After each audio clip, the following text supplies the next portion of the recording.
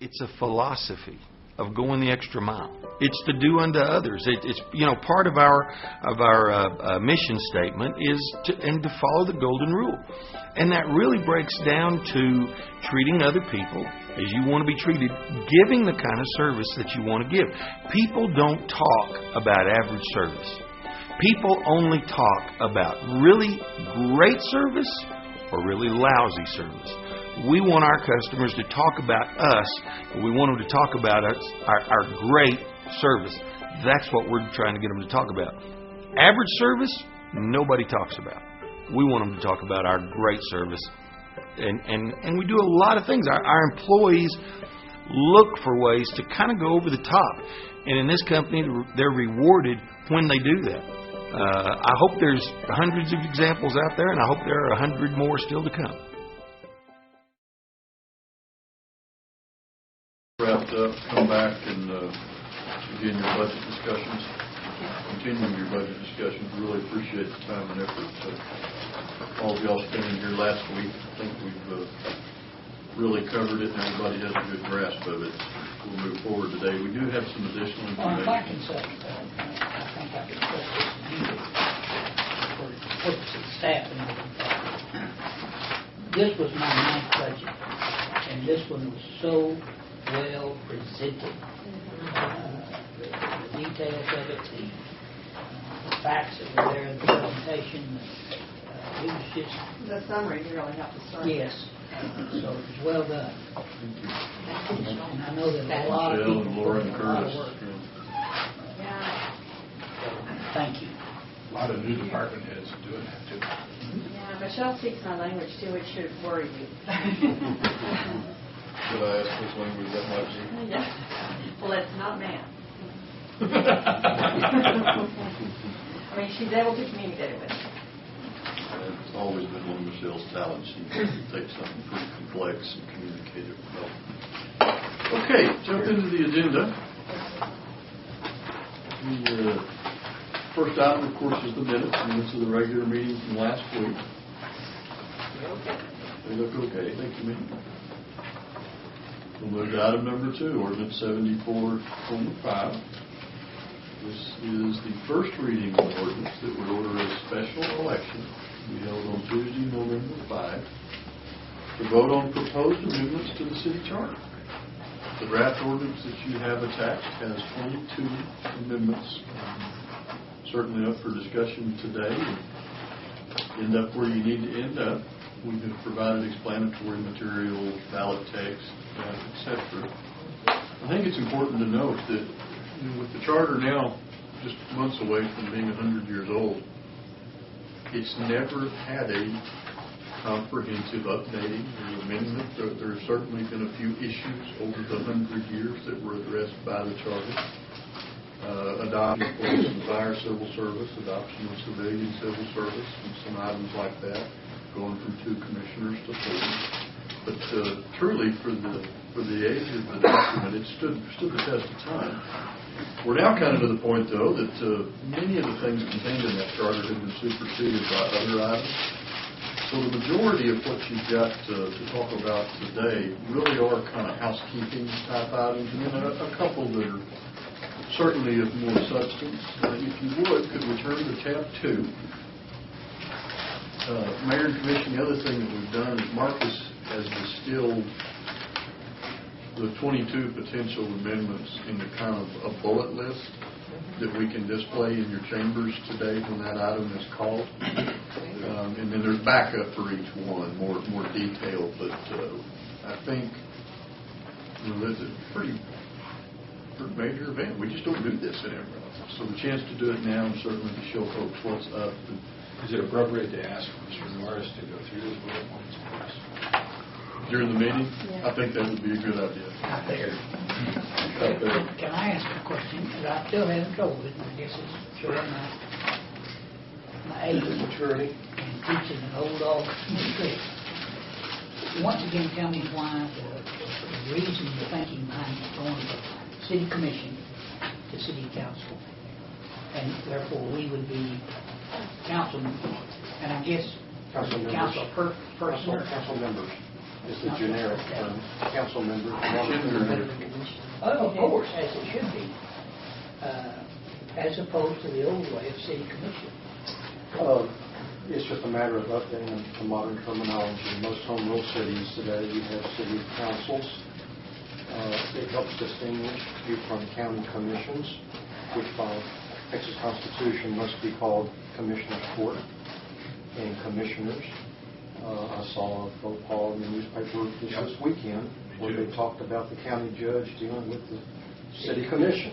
Well, it's not the city commission, it's the county commission that the county judge must deal with. Even within our own building here, we have others who bear the title commission. Planning and Zoning Commission, that comes out of state law. We don't have any choice over that. We do have choice over a few others. Parks Commission, Traffic Commission. We'll be bringing forward recommendations later about a name change for some of those. Again, to further distinguish this governing body for the city being the city council. If it remains city commission, it's not the end of the world. It's just an opportunity to update and maybe eliminate a little confusion. That's the reason. I mean, it's not causing any heartburn or sleepless nights. I'm sure there's some out there like we call it Billboard Club. We occasionally will even encounter a vendor from out of town or a federal agency. I've had to explain to the Department of Justice more than once. They said, now what's the city commission? I said, that's our governing body. Oh, you mean like a city council? Yeah, exactly like a city council. The same, only different. I do that all the time. I say, if you're at something in downstate, city commissioner, they look at me and they go, city council. Yeah. Yeah, I just think it's...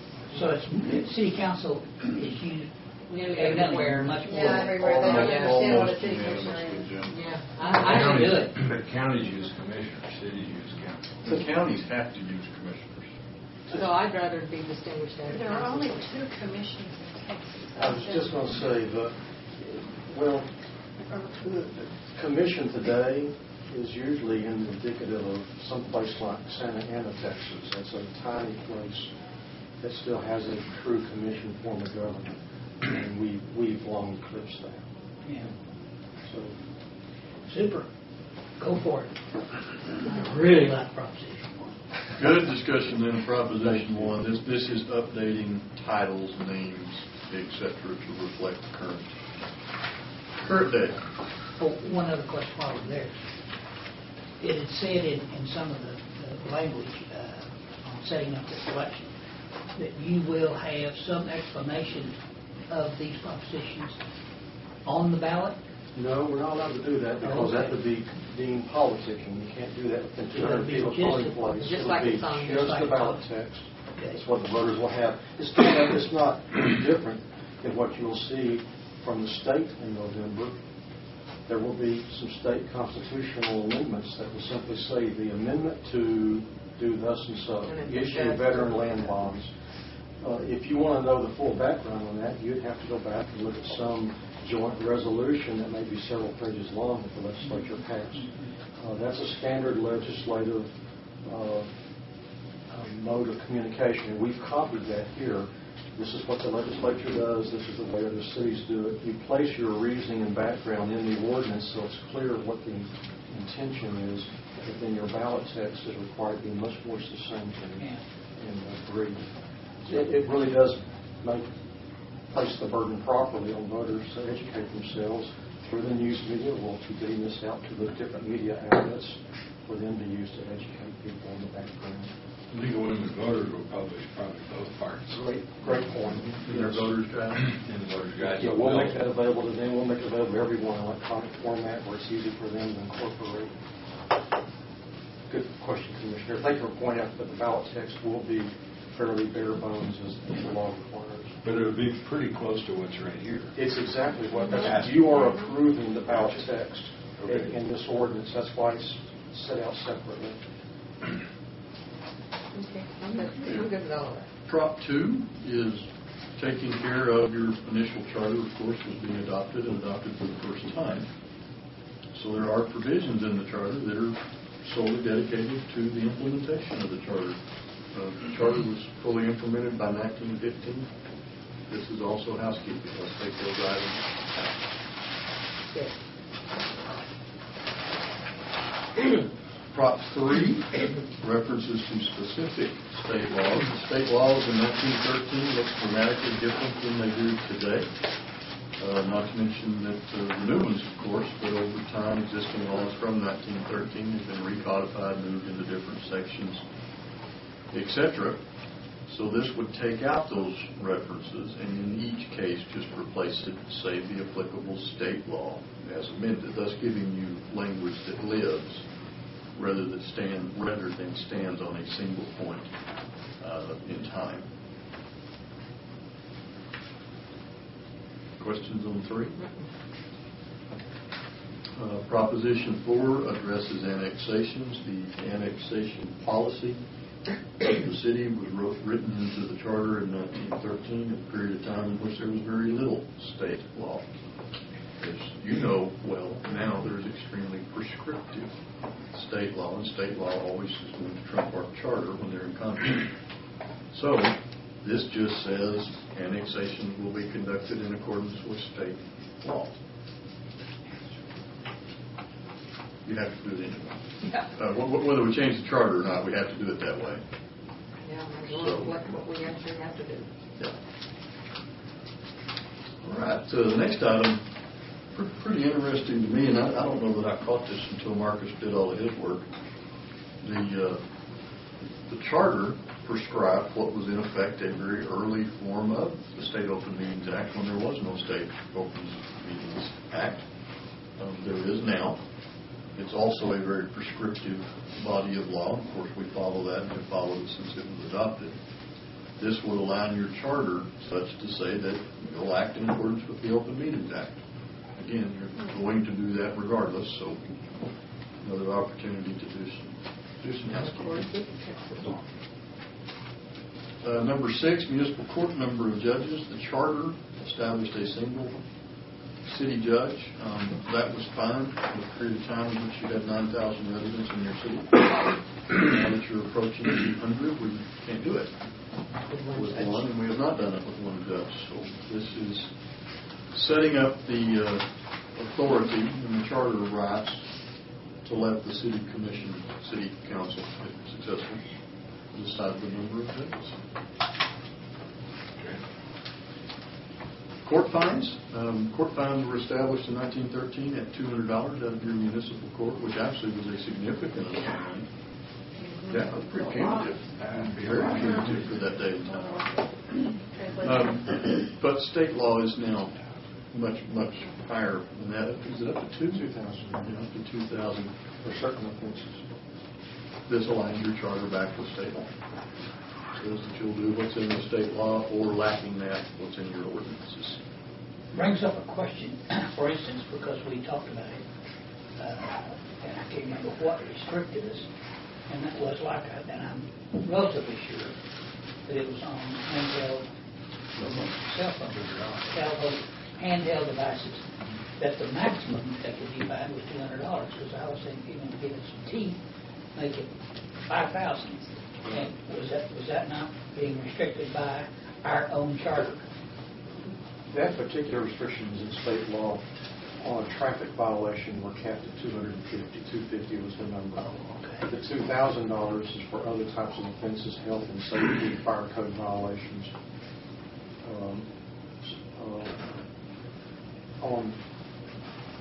There's 3 types of violations.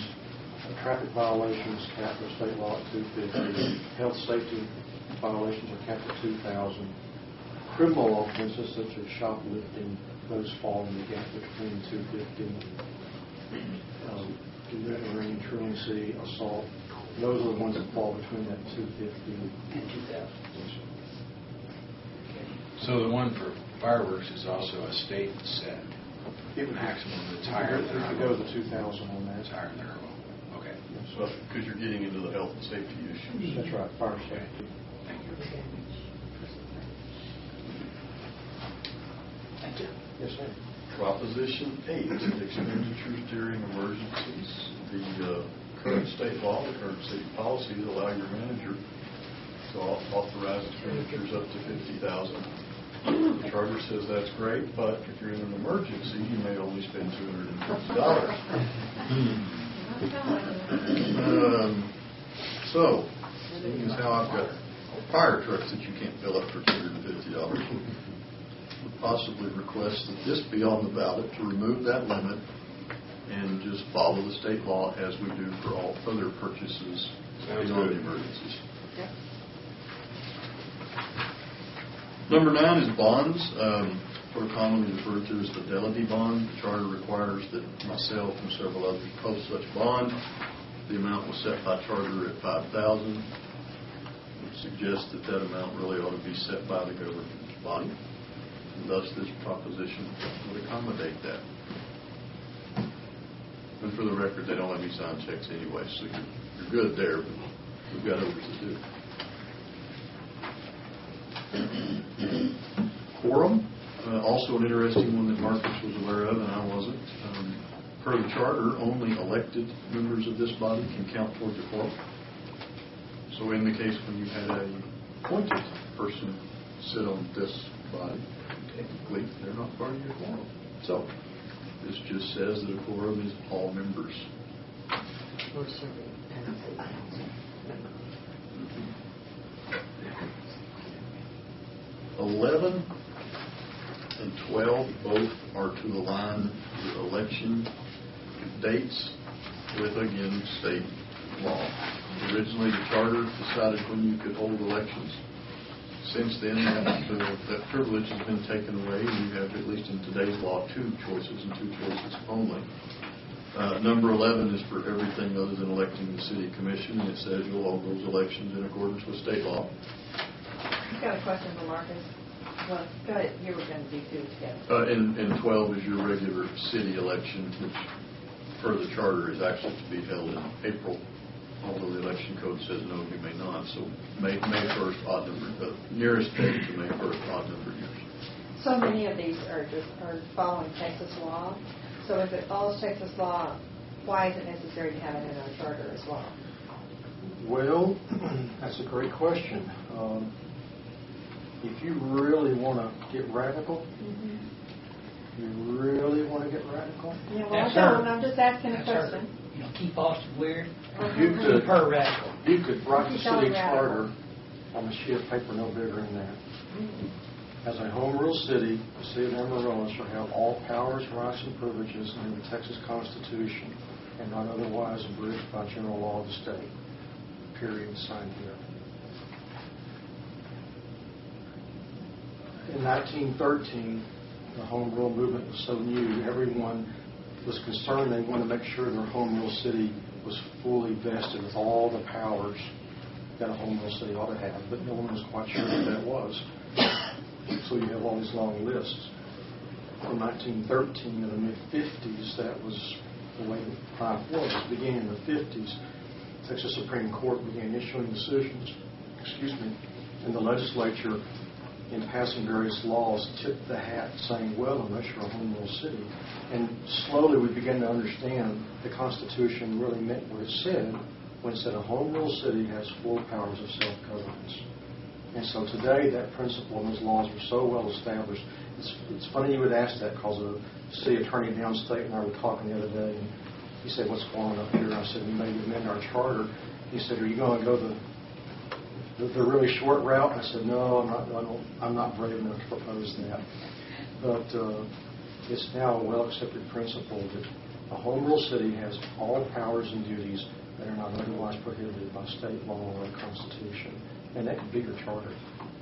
So, in answer to your question, to some extent, what we're trying to do here is just keep riding the horse. We're going to, our charter references state law. We're just going to update that reference to state law. We're not going to shoot the horse. We'll keep riding that and not take a real radical change. It's helpful to me to be able to go back and see propositions and kind of understand because it's kind of a shortcut. Otherwise, you have to It go would back be to very the whole difficult and Texas law. time-consuming for our citizens to go review state law as opposed to our Well, city charter. and that is, again, the practical problem. Even my legal staff when I ask them a charter question, I say, what does our charter hold on this? They've got to get the little booklet out, and then they've got to go to the law library to get all the state laws out and court opinions that have, over the years, modified the letter of our charter. The letter of our charter is no longer the letter of the law. For example, there's a reference still in our charter to the phrase tax-paying voters. Well, poll taxes were outlawed back in the 60s. And the fact that you have to own property was outlawed in the 60s. But there it is. It's still in our charter. If you read that, and some citizens do this, we get several calls a year where someone will call and say, the charter says you've got to be a tax-paying voter in the city. And we have to do a brief civics lecture and remind them that no, their civil rights movement came along in the 60s. There have been federal laws that have far eclipsed. This shows you my age. I still have a poll tax receipt. The last ones that were issued. Wow. Was right after we moved down there in 62. I have my grandparents' poll tax receipt. I have my own. So by updating these references, It ticks me off when I look at them. Yes. by updating these references to state laws and making them a little more generic, hopefully our charter will stay more up to date in the future. Great question. That's really part of what spurred this whole effort. Back in 2008, Mayor McCart was concerned when she was trying to read the charter and saying, but the charter says, and I was saying, but federal law now says, and that trumps the charter. I'd rather have it all spelled And out. she said, why don't we spell it all out? Right. Exactly. And so her, and at that time, City Manager Alan Taylor had me write that original kind of wish list. If we were going to make changes, what would we do? Okay. Well, let's continue with Proposition 13. This is an interesting situation that we have not faced in Amarillo, but some other cities have, and that is when you have petitions circulated and charter amendments are on the ballot, and you have two different groups in the city propose conflicting amendments, and lo and behold, each one gets a majority favorable vote. Which one becomes the law? This would be a tiebreaker, if you will, providing that the one that receives the highest number of positive votes, affirmative votes, would prevail. 14 is the same situation. Instead of charter amendments, though, it just refers generally to any kind of ordinance proposed by initiative or referendum. If you have competing initiatives or referendums and they both individually pass, which one becomes law? If you cannot reconcile them, then the one with the highest number of favorable votes. Yeah. That's whoever had the most marbles. Oh, that's right. That's right. That's 13 and 14.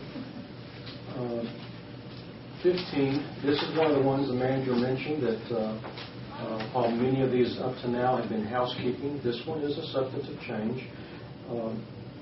This would place a time limit for the circulation of petitions for initiative or referendum.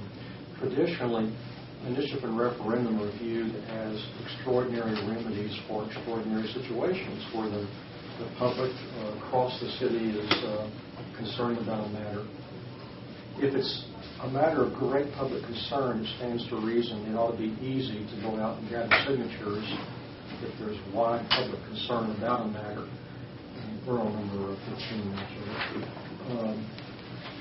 And so if that premise is true, that initiative and referendum are for matters of broad community concern, and it'll be fairly easy to go out and in about, this says 90 days, gather those required signatures and turn it back in. It keeps the political process moving so that you don't have a quagmire of issues in the community.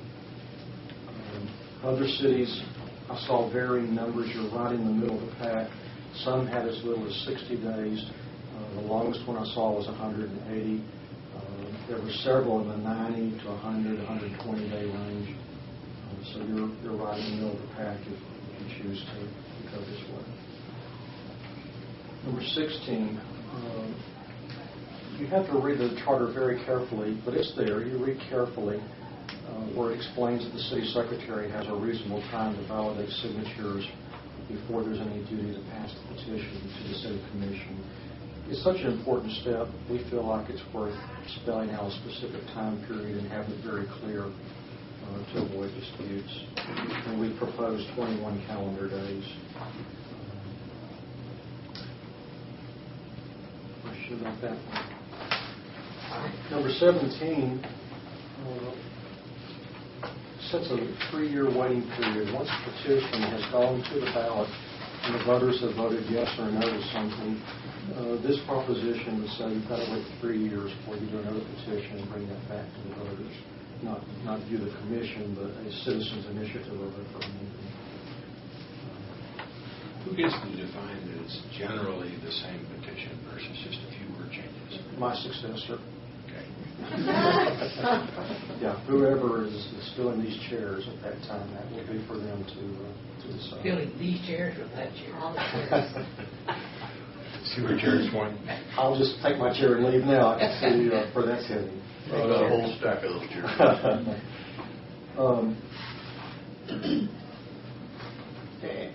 Mayor, some of these things will just have to be left for future generations to sort out. Number 18, the charter requires you to meet weekly and allows no possibility of cancellation. And yet the reality of life is there are needs to cancel.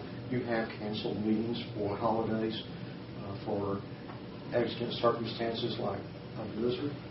And rather than leave all of us with that queasy feeling in our stomach, then the charter ought to allow you as adults to decide when you need to cancel a meeting. And I feel queasy when we cancel one. You may not. You don't. I feel it. I feel it over here. Yeah, in this chair.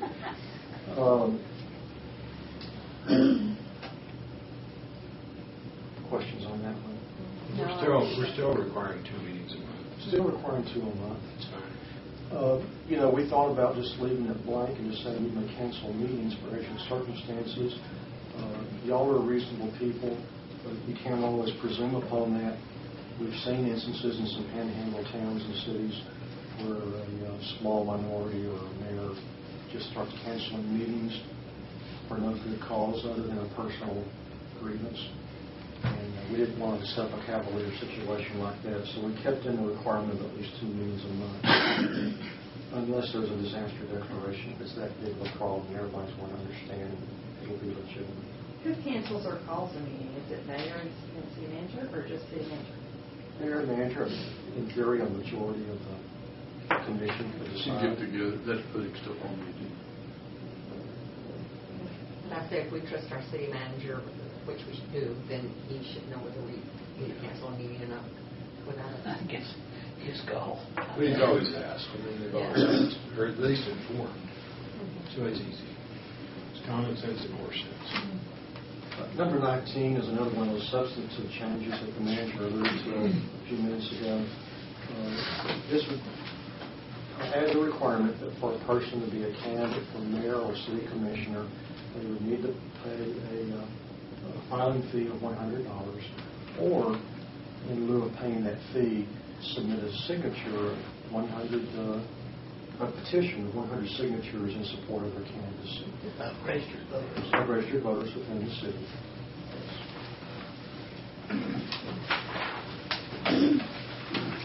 And that's not, you're not plowing new ground there. We could roll out many examples in Texas cities who have that. You don't run for state office without filing with the Texas Secretary of State and paying a 4-digit or 5-digit filing fee. You don't run for national office without paying a 6-digit filing fee. You're not plowing new ground there. Well, you are for Amarillo, but in a legal sense you're not. You'd have to submit that by the filing deadline, and then I guess Francis or the city secretary would. Validate those signatures. It's just 100. It won't take a day to do that. Number 20, your current civil service provision in the charter says that all city employees have civil service protection, except, and it has a short list of several individuals and groups of employees. This would expand that list of exempted positions in 2 ways. Currently, it says that an assistant department head is exempt from civil service. With the growth in city government, 24/7 operations, many departments have more than an assistant department head. They have several assistant department heads. This would take out, yes, that's right, several examples. This would remove the word "an" or "a" assistant department head. It would just say all department heads. It would also add licensed professionals such as attorneys, architects, engineers, doctors, nurses, to be exempt from civil service. If we have a problem with one of those professionals, we want to have the flexibility to deal with it quickly, promptly, however the manager sees fit in that situation, that professional. In a sense, they're held to a higher standard, and so there's a higher consequence. They should be employed at will, is the thrust of this proposition.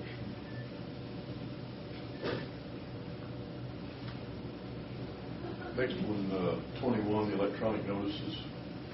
We've had a little bit of discussion about that. I might offer just a little more comment. I thought quite in depth about this one. It's my thought that certainly I don't feel this hurts or damages anything at all.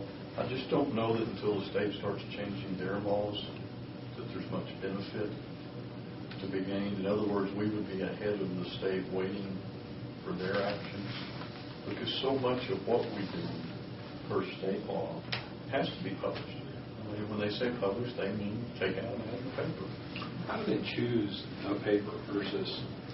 It's actually defined, and I may not say it exactly correct, but it's a newspaper of general circulation published in the county in which the city resides. Or the next nearest one. There is a definition. Didn't they pass some legislation lines and electronic? They have begun to. They're small steps, and I agree with Jared that we would be leaping ahead, but it's coming. But every session, the legislature right now, they're generally making it as an alternative. You shall publish and place on your website. It's just a matter of time until I think they drop that publication. So you say to eliminate this or leave it? I don't eliminate it. I think we're ahead of them. I would eliminate it. You would or would not? 21? Yes. Yes, what? Would or would not? Okay. Well, I would, if this happens, I would still urge us to do both, even though we could. But we will in many cases. Well, because state law will still require We do right now, most of what we do. I think it gives sort of a false indication we're going to stop doing that. And it's already confusing enough where those notices are. I just leave it the way it is because we are ahead of the game. So scratch 21? I'd scratch 21. I mean, it's y'all's purview. Okay. The juice may not be worth the squeeze there. Well, I just want to make sure everybody gets notified. They will. I mean, Maybe. it's like our meetings. Maybe. They get notified if they want to. Well, that we do our best. We do our best. That's exactly right.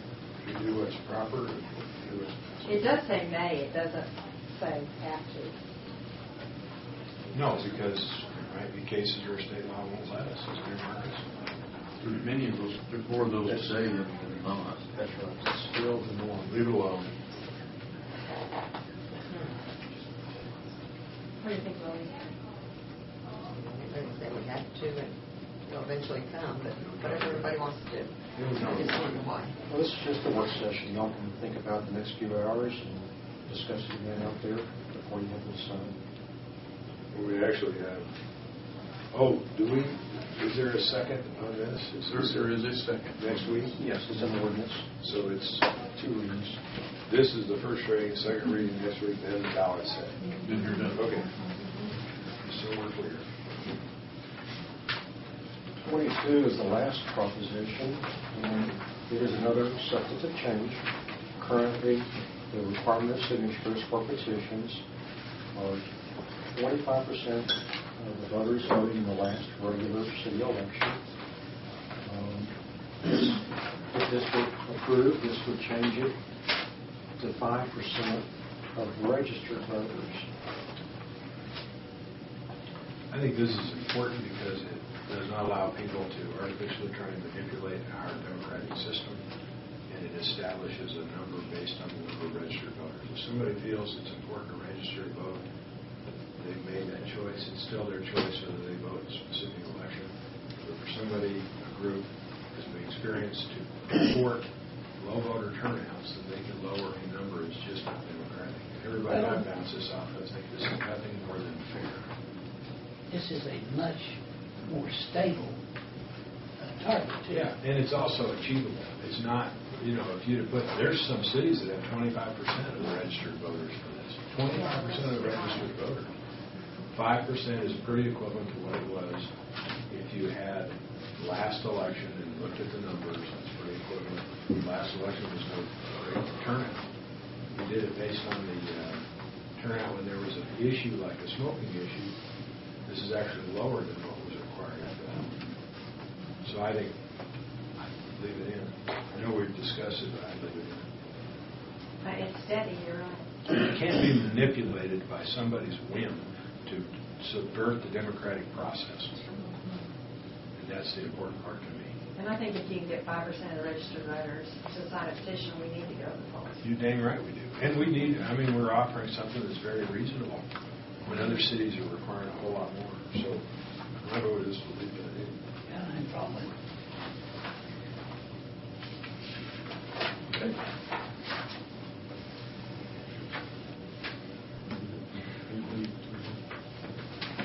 All right. Any questions on this ordinance? Again, this does order and set the election. Today, in your regular meeting, when you get ready to consider this on first reading, if there's any changes versus what's published or what's posted, this is the time to do that.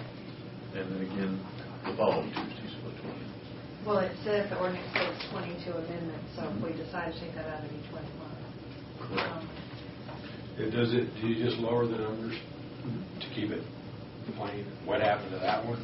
We just tell the truth. We just lay it out there. Well, I'd like to point out that this is an excellent time to be doing this because of the 100th year anniversary and because it needed to be done.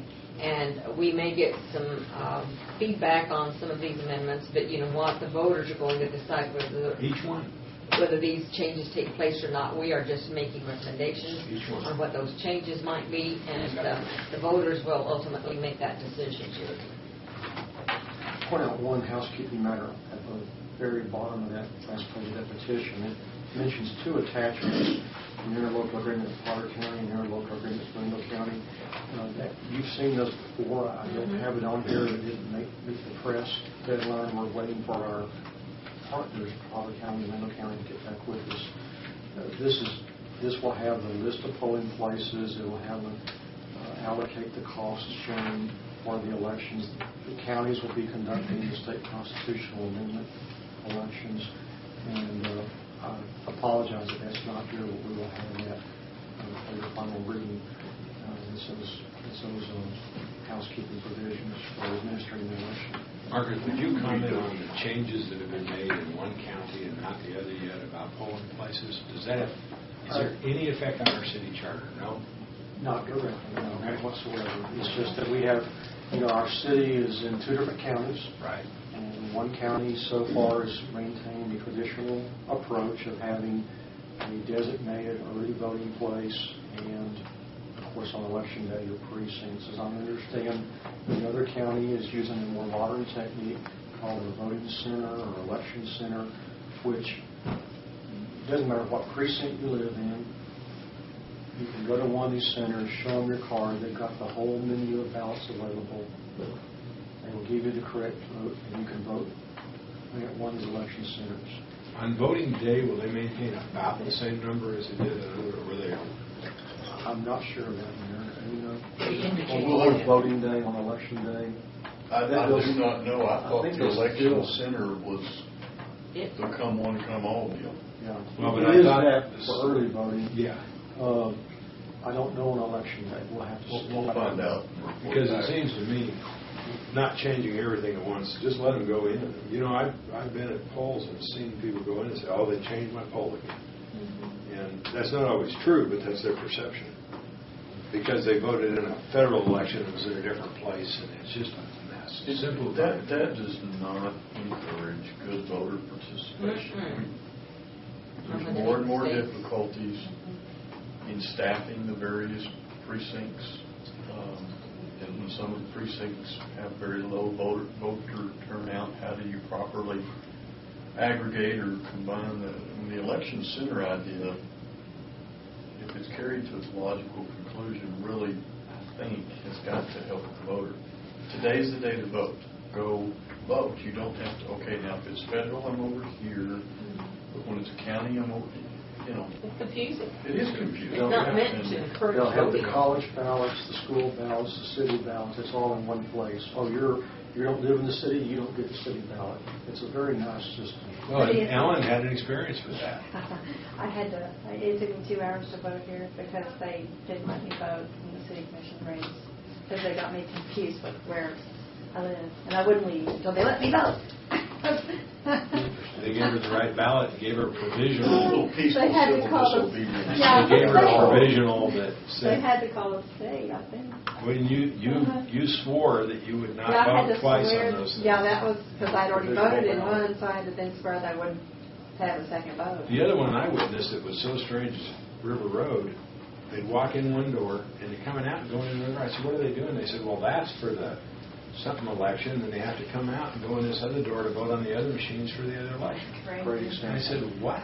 But what They we, said, yeah. are the voting centers though in easy to get to places? Because the idea, I guess, of a That's precinct my is you can walk there. I don't have those addresses yet. I hope We're waiting for They Rankin have County. to be approved. You'll So, see yes, them. they'll be accessible. Okay. I think we ought to talk to them about this, go to your local nearest to and tell them, vote. It used to be the Every fire station when I was a kid. Every Saturday. Every Saturday. Or that bank that's on every corner. Vote, I don't know. vote twice. It was a fire station when we were kids. We went to get elected and we went to get a license on our bicycle. Mm. That's what we went there. In a lot of places, that's where you get your dog registrations. I used to beg my parents, but you have to beg them hard. But I heard it's election day because it's going to be at the fire station. I want to go sit on that fender while they wait in line. Oh, and the firemen get us all in front of the deal and then turn on the siren and surprise us and we jump. When I found out that I didn't get to vote, I whirled around and I said, Tell you what, Mayor, "Well, 30 if there's no questions relative to the ordinance. Will we be able to visit this? Can we bring this back up if Brian has some concerns? Maybe the couple that were He has concerned. checked in, and we expect him about 1:15 or so. Okay, great. So he's working to get here. All right. You wanna go there? Ordinance number 3, item number 3, 4, 5, and 6. These are the first readings of the next set of kids. Number 3 is specifically the Brennan Boulevard kid. That's the small one that kind of connects Sleepy Hollow back over to 34th. Kathleen is here again with us. Kelly having abandoned the title of Kid Master. Does that make her pit mistress? The Kid Mistress. And I'm not sure if that's This proper. doesn't sound good. It doesn't sound good? Never mind, we didn't really call you that on How about the tape. queen of kids? The queen's of print. Yeah. I made some jokes off that too, so maybe we ought to just move along. If I like you'll flip Kid to Master. the sideways spreadsheet. 5-year plan. We'll let Kathleen run us down that column real quick, and we'll just move through these as quickly as we can today. Sure. Kathleen? This is the Brennan Public Improvement District, and they are going to have a beginning fund balance of $7,737, and they are anticipating to spend $17,351. Their assessments this year, we're proposing they keep their assessments as with no change in this year's assessments, and so we're proposing $14,084. We have met with this public improvement district and discussed maybe dissolving this public improvement district because of the minimum improvements that are out there. You know, it's just a median, and so we have met with the homeowners and haven't really had too much of a drawback for that. So hopefully, maybe this time next year, we won't have this. Well, they have to, I mean, it's not, oh, I see what you're saying, for this year, so it's all. So they will have assessments for this year, correct? And they're steadily spending that PID balance down, which we're fine with until the ultimate outcome is determined.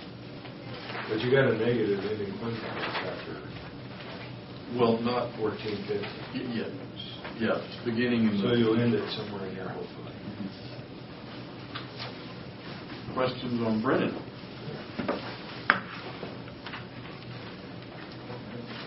Item number 4, this is the Greenways.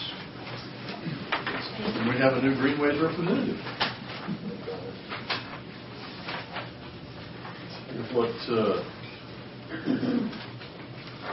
Greenways 1, 2, 3, Lelia, would you walk us through, serve as the mayor until we finish this item? Oh, sure. Okay, Greenways.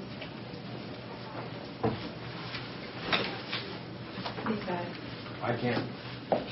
Lilia's going to handle this item, the mayor. Are you going to recuse? Yeah. Okay. Oh, see, got it. All right, Okay. Kathleen? Well, this property is located between Hillside, Swansea, Arden, and Coulter Streets. It's within the southwest portion of Amarillo. Currently, there's 800 lots out in this public improvement district, and improvements include green spaces or linear parks, water features, and entry signs. The PID board did meet, and they have requested or recommended increasing assessments by $40 per each lot. And I have had several phone calls and several emails regarding the assessments increase, and Kelly suggested that I maybe let you look over the emails that I have. I do have a summary of those, but if you want to go ahead and pass one around. The board met on July 3rd, and then the Homeowners Association and a PID board representative, the developer, and myself met on July 15th to go over the proposed budget and service plan. And so we mailed property owner notices on August 2nd. So that gave them about a 15-day notice for their Homeowners Association to notify their residents of the increase. I did have about 8 properties that commented that they really didn't appreciate or they don't recommend we go ahead and increase the assessment by $40. However, in looking at the budget, we do need to increase that due to the amount of water they are spending. And then also, we're proposing that there be a bond issued for this next year. So, if you look at your 5-year service plan, the 2013-2014 year, we're proposing that the total expenditures be $469,577, and our assessments with the 7% increase is going to equal $474,973. So if we didn't increase assessments, we wouldn't break even this year. And their fund balance is very low. They really need to increase their assessment. Water has been a significant increase over the last couple of years. So you all remind me, do all these PIDs have a governing body? And All except Brennan. okay, and so the governing body votes on whether they're going to do this or not. And if I buy a home in, like, let's just say the Greenways, do I agree somewhere that I'm going to go by the? In your closing documents. In your closing documents, it says I'm going to go by whatever the governing body says. That you are within a public improvement district and that there are fees associated with the public improvement district's maintenance. And so their argument is really with their governing body, not with the city. Is that right? Or it should be. Okay.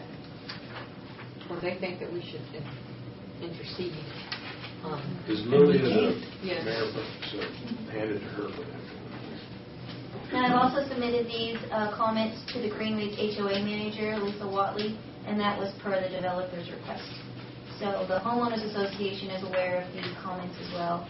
I did have several comments or concerns as to whether the park that is located within this public improvement district is maintained with PID money, and it is not. The public park is not maintained with PID money. It's maintained with city money. So the linear parks within, if you look at the sketch, there's a couple of longer areas that are just the linear park system, and those are what the fees are going for. And I would imagine there are a lot of things like the streets, for instance, and greenways that are maintained by the city and not by the area. Okay. And the proposed bond issue would be contingent on additional lots being developed through December 31, so that the revenue generated from those new lots would cover the bond issue. So we'll wait until January to see. We do have those lots in for review, Good. so we're hoping that those will be approved. So, Go ahead. in on the time that I've been on the city future council commission, this is the first time I've seen so much mail on one of these bids. Is this the first time we've had this kind of? Not for this bid. This is not uncommon for this bid. And do you happen to have knowledge of whether or not they met and the governing body met in public in what was the homeowners, where the homeowners were invited to come? Do you know how that process I'm not worked? aware of that. But you were at the PID meeting. I was at the PID meeting, and I also attended the homeowners association meeting. So it had the homeowners association board there. I'm not aware of whether the board then met with the homeowners as a collective group to discuss this, whether they had a meeting that was called and anybody that lives within this neighborhood could have attended. Yeah, my question is, did the neighborhood have a public forum? Not that I'm aware Well, of. that's not our responsibility. I know, I'm nor our just city. wondering. I'm just wondering. You know, and we do this as a courtesy to make sure that things work well, right, Vicki? And so if we weren't housing the kids, I guess they would be handling their own affairs and we would never hear about it other than, they'd have to pay their taxes or they'd have to contact us for any improvements and such. So really, I don't think we can force their board to do anything because they are their own autonomous body. And so if the governing body for the PIDs doesn't contact the homeowners and the homeowners don't go to meetings, I don't know what we can do about that. You do have the power to veto under state law. That's why it's on their agenda. Okay. And if you become convinced that a kid has been mismanaged, there's serious concerns, well, you're not required to approve there. You can shut it down. I have a general big question. Do you have to follow the bylaws or whatever that PID is to make that determination? So if you knew the bylaws and it said I have to have a meeting with the homeowners, how do we discern that? Or don't we? Well, that does become a problem there because of micromanagement. Yeah. They do have a set of organizing documents which the governing body must approve that the PID will be set up in this way and operate in this way. And they're then required to submit their stuff to you each year as these advisory boards. And I just want to point out to you that you do have the power of veto if you become convinced that there are Now, that's one of the reasons why we have the bid mistress to guide her on this and advise us. And correct me if I'm wrong, but it seems like since I have been on the city council, we didn't charge the PID anything for doing their bookkeeping, doing their assessments, doing their collections. And now we get a reasonable fee, as we should. And that PID meeting, and I might have heard the question wrong, that was a public meeting. The PID board meeting was a public meeting. And the homeowners that live in that area were invited to that. Well, not that we didn't. We It was wouldn't have sent posted through the 72-hour notice through the open meeting. So we. They're also mailed out at some point in this process. There is. The 2nd of August, it was mailed out. The PID board was recommending that this increase fee. Which is what they probably generated the correspondence.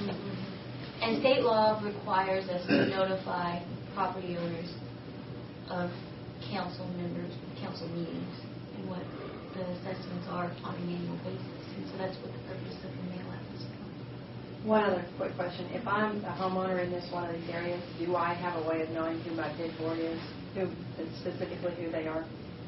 That would probably vary from PID to PID as to how large it is and how it's set up. I can't answer that. We'd have to go back to each one. I do know that their HOA has a list of their PID board members. So if you contact your HOA,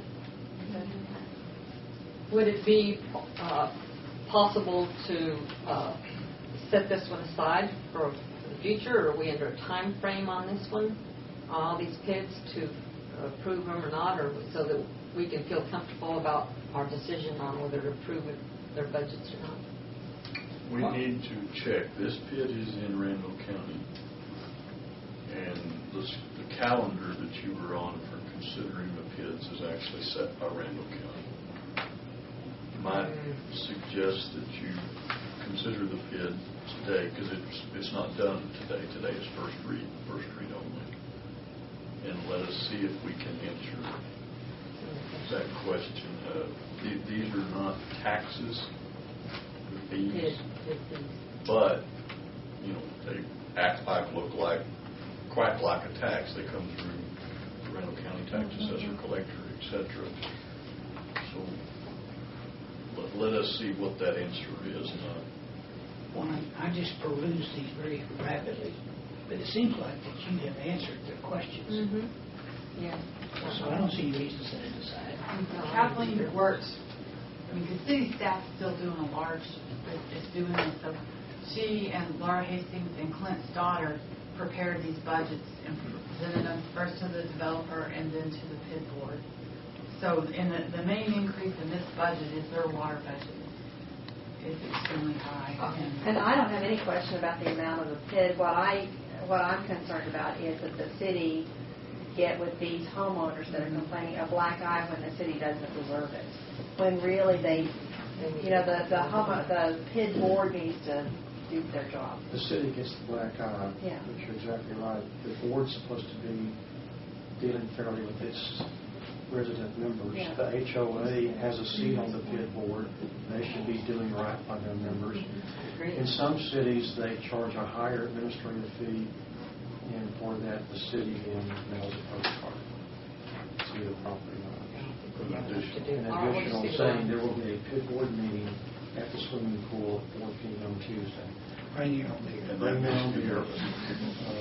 And it makes you nervous because we want to miss somebody? Yeah, and in any individual notice situation, I think you run that risk of being challenged.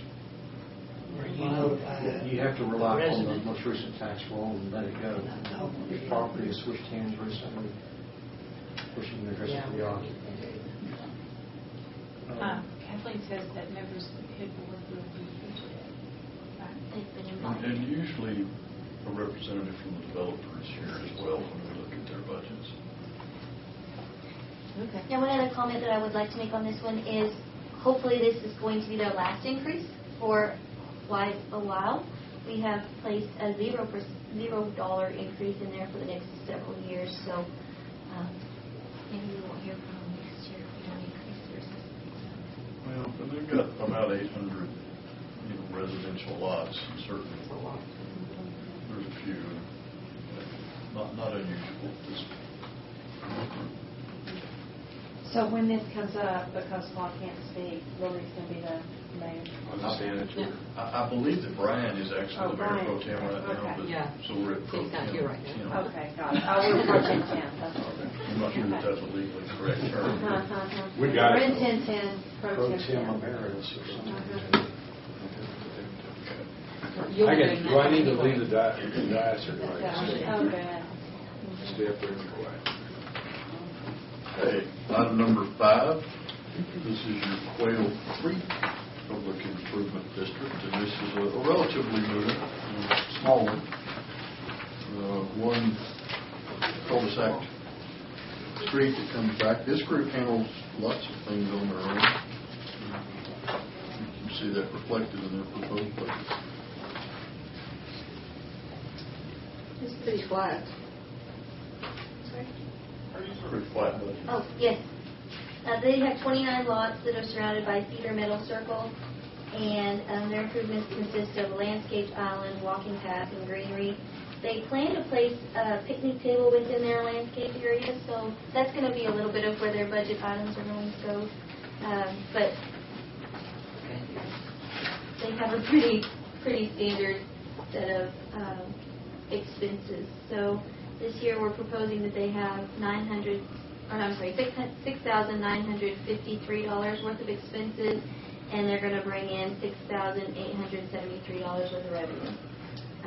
We are recommending, or the advisory board recommends, to keep the property assessments at $237 per lot.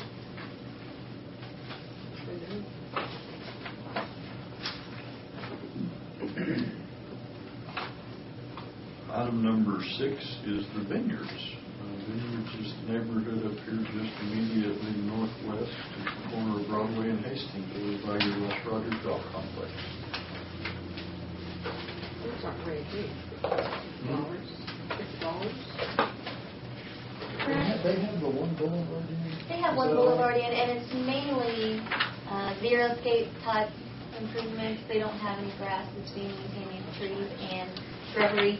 There's 66 lots that are platted, and they're proposing to have assessments this year as $50. The developer is on the board, and their board has recommended to keep that at a $50 assessment rate. Can the developer stay on the board after it's built, or does he have to step up? There's a point at which I think right now the developer has all 3 seats. Yeah, but once it develops... There's a portion in the petition that states where, at what time those members become homeowners. Thank you. Questions on the Vineyards bid? And that was for just a moment, if you would, Minnie. Number 7, item number 7, this is second and final on the Colonies. Kathleen, any changes at the Colonies? No, sir. Mayor and Commission? Item 8, second and final for Point West. Okay. No. Mayor and Commission? Item number 9, second and final of the Redstone. No changes there either.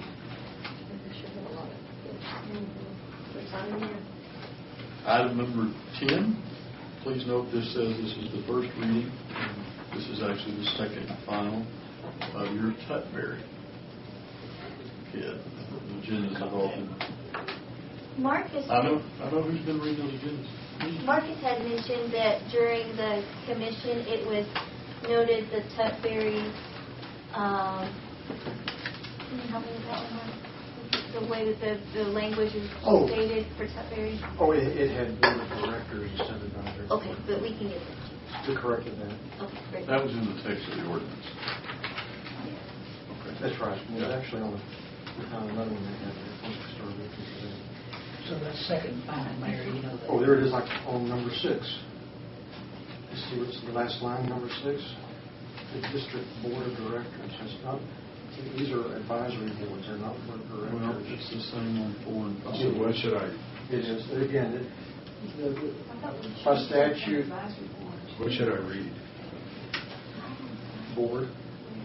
Take out district board. Just say board. Road improvement director. Greenways. Or board. Just take out, just say board. District. Just strike of directors. Of directors, yeah, just say board. Gotcha. But by, the statute refers to it as an advisory board, and we refer to it as advisory board in the formation documents. Down on number 10, it's second. Mm-hmm. Is that it?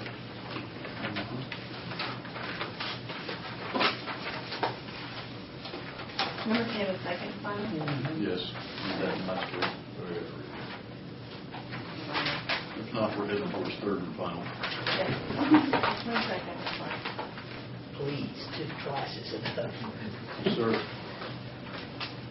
Okay, well, Mayor, if you would like, let's kind of hold on to item number 11. I expect Commissioner Reeves to arrive here shortly. We'll jump to item 12, Water Development Board application for financial assistance. I tried to explain this in the memo. This is a good thing. This is basically retracting the application that we did earlier this year where we asked for design-only money for 2 projects. You approved that. We turned it in. The Water Development Board, which again is in a large state of flux, They looked at it and said, man, this is great, why don't y'all take the construction money down on one of these projects now? So, we are redoing this, and by doing it, this one application replaces those two priors, and you're getting the design-only money on the big lift station for the 2 project, and you're getting design and construction for the Georgia Street up to the Austin Park lift station project. This is really a good thing. It just kind of developed in a circuitous manner once it got to Austin. How many cities get offered these opportunities? I'm not aware. I know that we fought for everything we've gotten from them before this. We think they just like Floyd so much that if they get all this done and get him out of their hair, we're in good shape. That's $1 million, isn't it? I mean, 8 million. Yes, Yeah. yes, ma'am, 8.5. I read that 3 Well, times we at get home going. We get it done in one go-around instead of having to pay two different issue costs, or it's costs of 2 different issues. It's good. Good job, guys. Just that much more that's also locked in at that favorable rate, whatever that favorable rate happens to be. Consent agenda. Consent item A, playground purchase and installation. 2 sets of those. Yeah. One at Willow Vista and one at Elwood Park. Both of which are quite needful. Elwood Park, not playground equipment there. There is not playground equipment there right now. Okay, this one. See the picture? Cute. Yeah. Different. Yeah, that's what, you'll make a lot of people happy.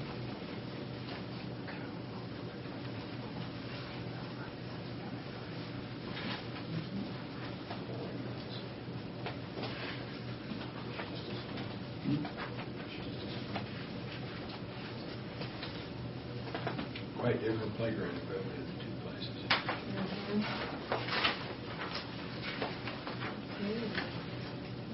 Breathing apparatus? I had to look up on Google exactly where the other park was. I'm sorry, but I did. Willow Vista? You go down Pavlard, dead end, and you go back to the west, and then you go down another street and go back. I think Willow Vista, I'm going to be wrong if I say this, but I really think Willow Vista is the only one of the school parks we have that is a River Road Independent School District school park. There's your useless school trivia, school park trivia for This the is day. so much good in Elwood, too. Yeah, it is. This is so much really good in Elwood. Well, they don't let me play on either one of them, so.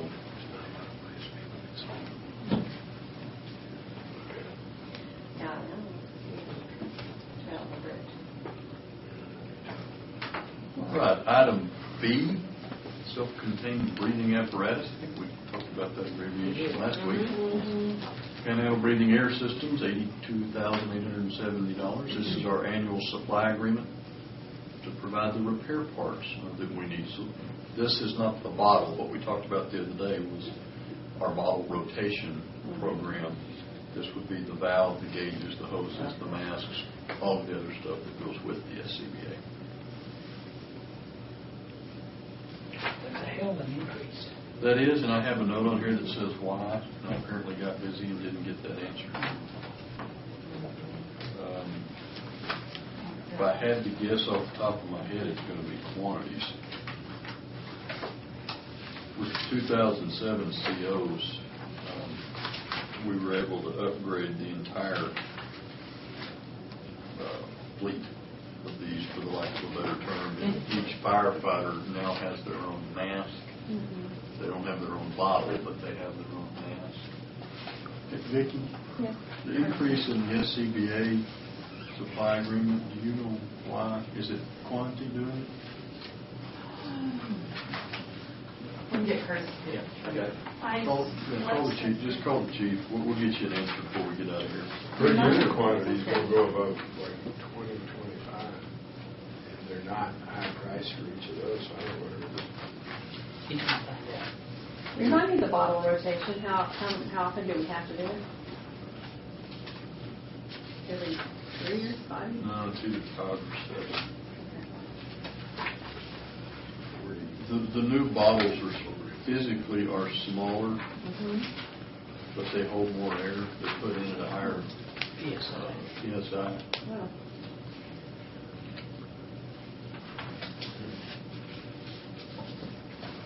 Well, if I was in building, I'd want to make sure my bottle works. It's a lot of stuff. Yeah. Pages and pages and pages.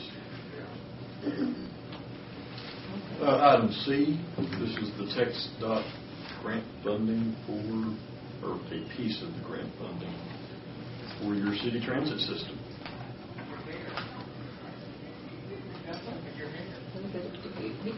Did we put a drawing in for item D? The man's here. We did.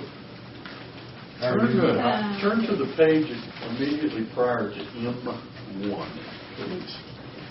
M1. That looks good. I like it. You like that? Yeah. Thus, item D, this is the architectural services contract with Lavin and Associates. And this is to do the construction and the bidding documents that we will need to move forward with the renovation of that building at 8th and Pierce. And this is the east entrance. This is the east entrance. You're standing in the parking lot looking across what would be the alley, what is the alley today.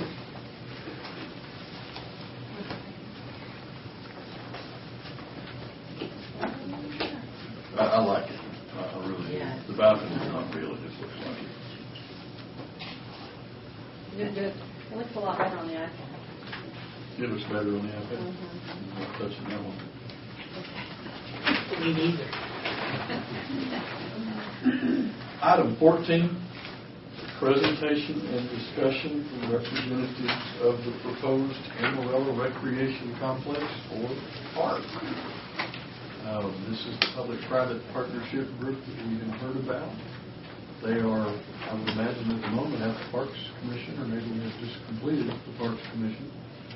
They are going to appear before you today, show some of their materials, explain a little bit about who they are, what they are, and what they would ask the city to do. So, I'd like to move that forward. I understand from a couple of them that they will have a lot of folks here. So I'd like to move it right after the minutes if we could. That's okay with everybody. You're the chairman. Okay with me. Joe, no. Just tell us. Gotcha. Good, because I'm going to get that. It's 184 pages. Yeah. Let's move it up. Okay. And no action is required on that. No action is required. Would note, though, this is posted as an agenda item, so you'll hear from them. If the body chooses, we'll call for any public, comments, questions, etc. And then you may discuss and deliberate amongst yourselves as a posted item. No action can be taken. You provide instructions to staff as to what, if any, action you would like to see on a future agenda. What I'd like to do with this, if we start, is recognize them, ask them to speak on behalf of what the proposal is, and then ask for a show of hands if people would like to comment, either for or against, and then we'll decide if we're going to do alternate or just let them get out. We'll do the 3 minutes or less for those commenting. You're the boss. Is that okay? I got to see the video this morning, but they have now one of the testimonials. Well done. Okay, item 15. Say what? The bids docs say it's increasing bid amount due to increased prices, increased age of the SUVs. So, higher rate of repairs. A lot more items. I couldn't get a hold of the GDP's out, so. It was just general overall. That's good. I hope not.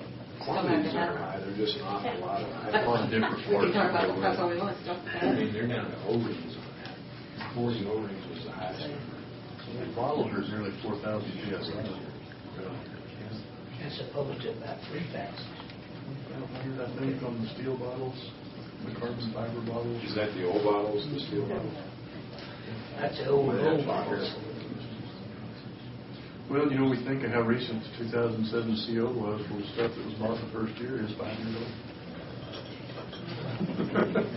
So, final item on your agenda today's presentation. This is your monthly water use presentation. You are going to be pleasantly surprised and pleased. Now, you won't be surprised you expect it, but you'll be pleased. I want to ask a question y'all might not know, so can I pre-ask it?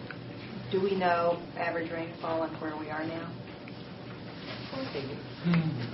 No, not annual. Call me, they're going to be real close. I think, because that's what I think. After last night's rain, I think we'll be right there.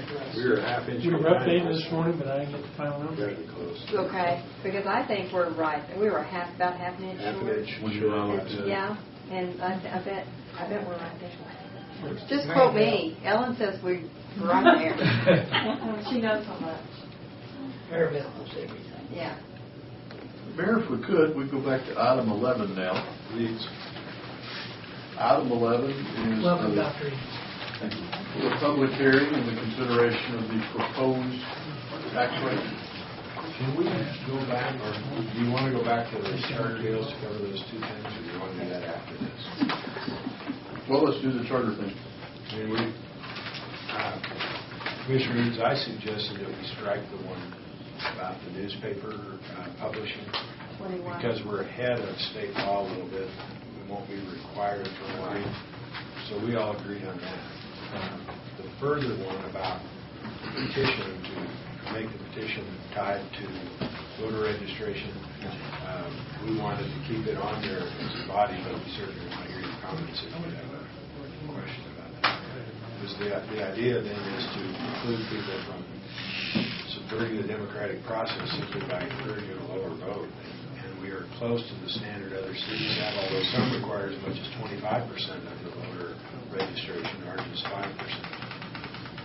I know you weren't sure, you were thinking about that one. Do you have any comments? Oh, I think this is probably not one I would want to put on the list at this time.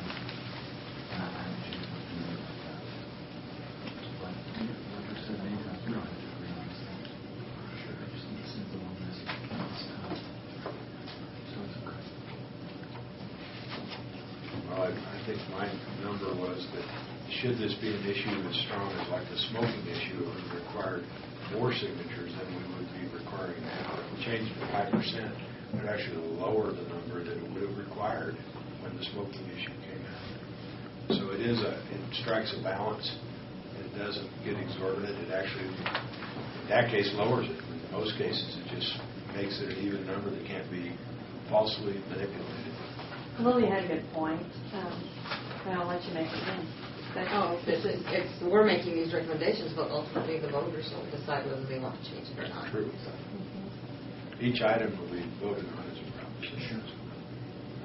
And the others were pretty much just bringing it up to date with state law. I don't think you had any Took out questions. one, number 21. Didn't we? Yeah, So we did. Brian, we did that. Mhm. Eliminate 21.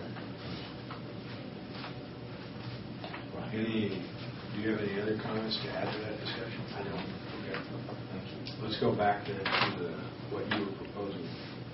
Sure. Jared, about the budget. Item 11. Item 11, this is the first of many steps in the complicated dance to ultimately end up with the city budget about halfway through September. This is the first formal step in doing so. This is the point at which the City Commission proposes a maximum tax rate for the 2013-14 budget. You are not adopting the tax rate at this point. This is that exercise where you say, to use my error from last week, I propose a $35 tax rate, and then you can consider anything up to and including that number as we get into your tax rate adoption. You cannot go over that number. So whatever number is selected today, in fact, Michelle will actually step out during the meeting. We're running on a deadline to get it published. The notices that appear in the paper will have this proposed rate. And I think that runs this Thursday. So anything between that number and what we were prior, any number below that is okay. That's the high water Yes. mark. The high water mark. The high water mark. We will have how many discussions about that after today? Well, you'll have your hearings, which are then separate from your adoptions.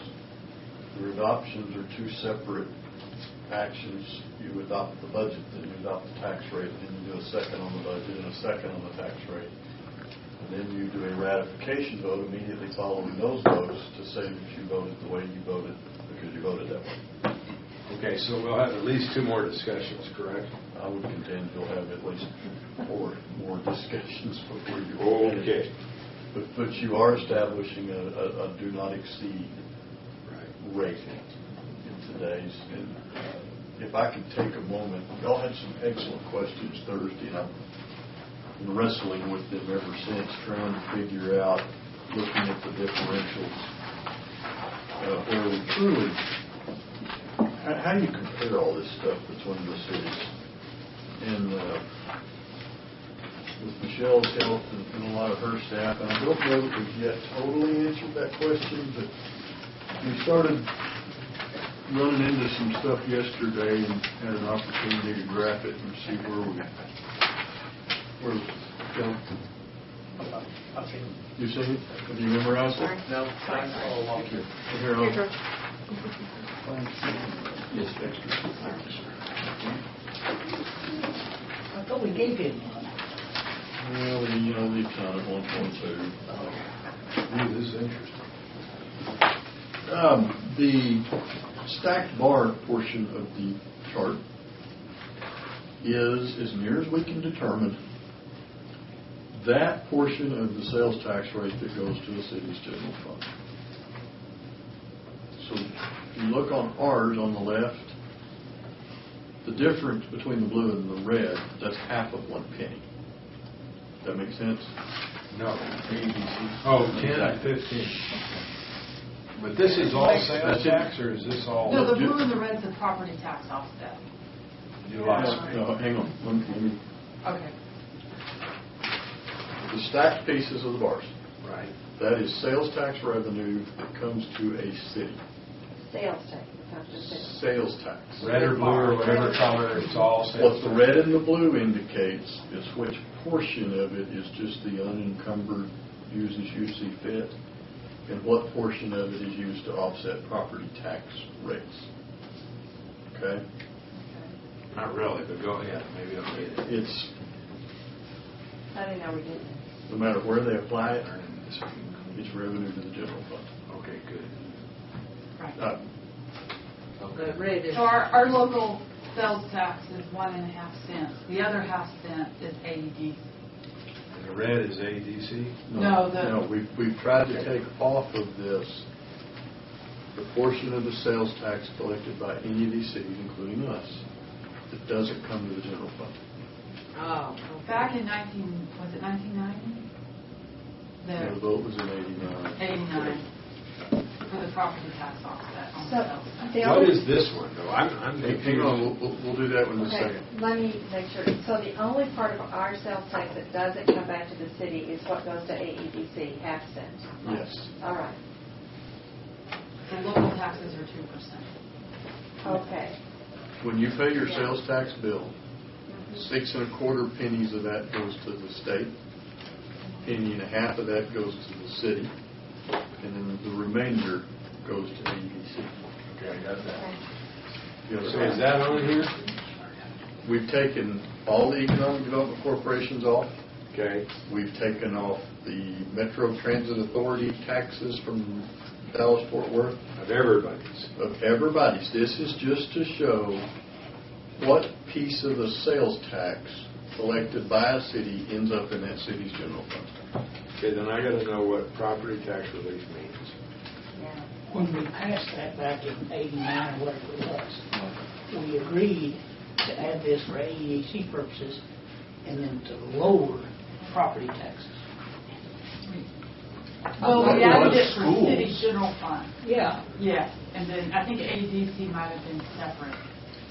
Wasn't the property tax relief was the half cent that went increased our sales It's a tax. calculation, Mayor, that amount of revenue comes off of your property tax, thus your property tax rate is lower. So you have It doesn't change the dollars. It changes which pocket the dollar came out of. Okay. And that one on property Was that to preclude double taxing people for that portion?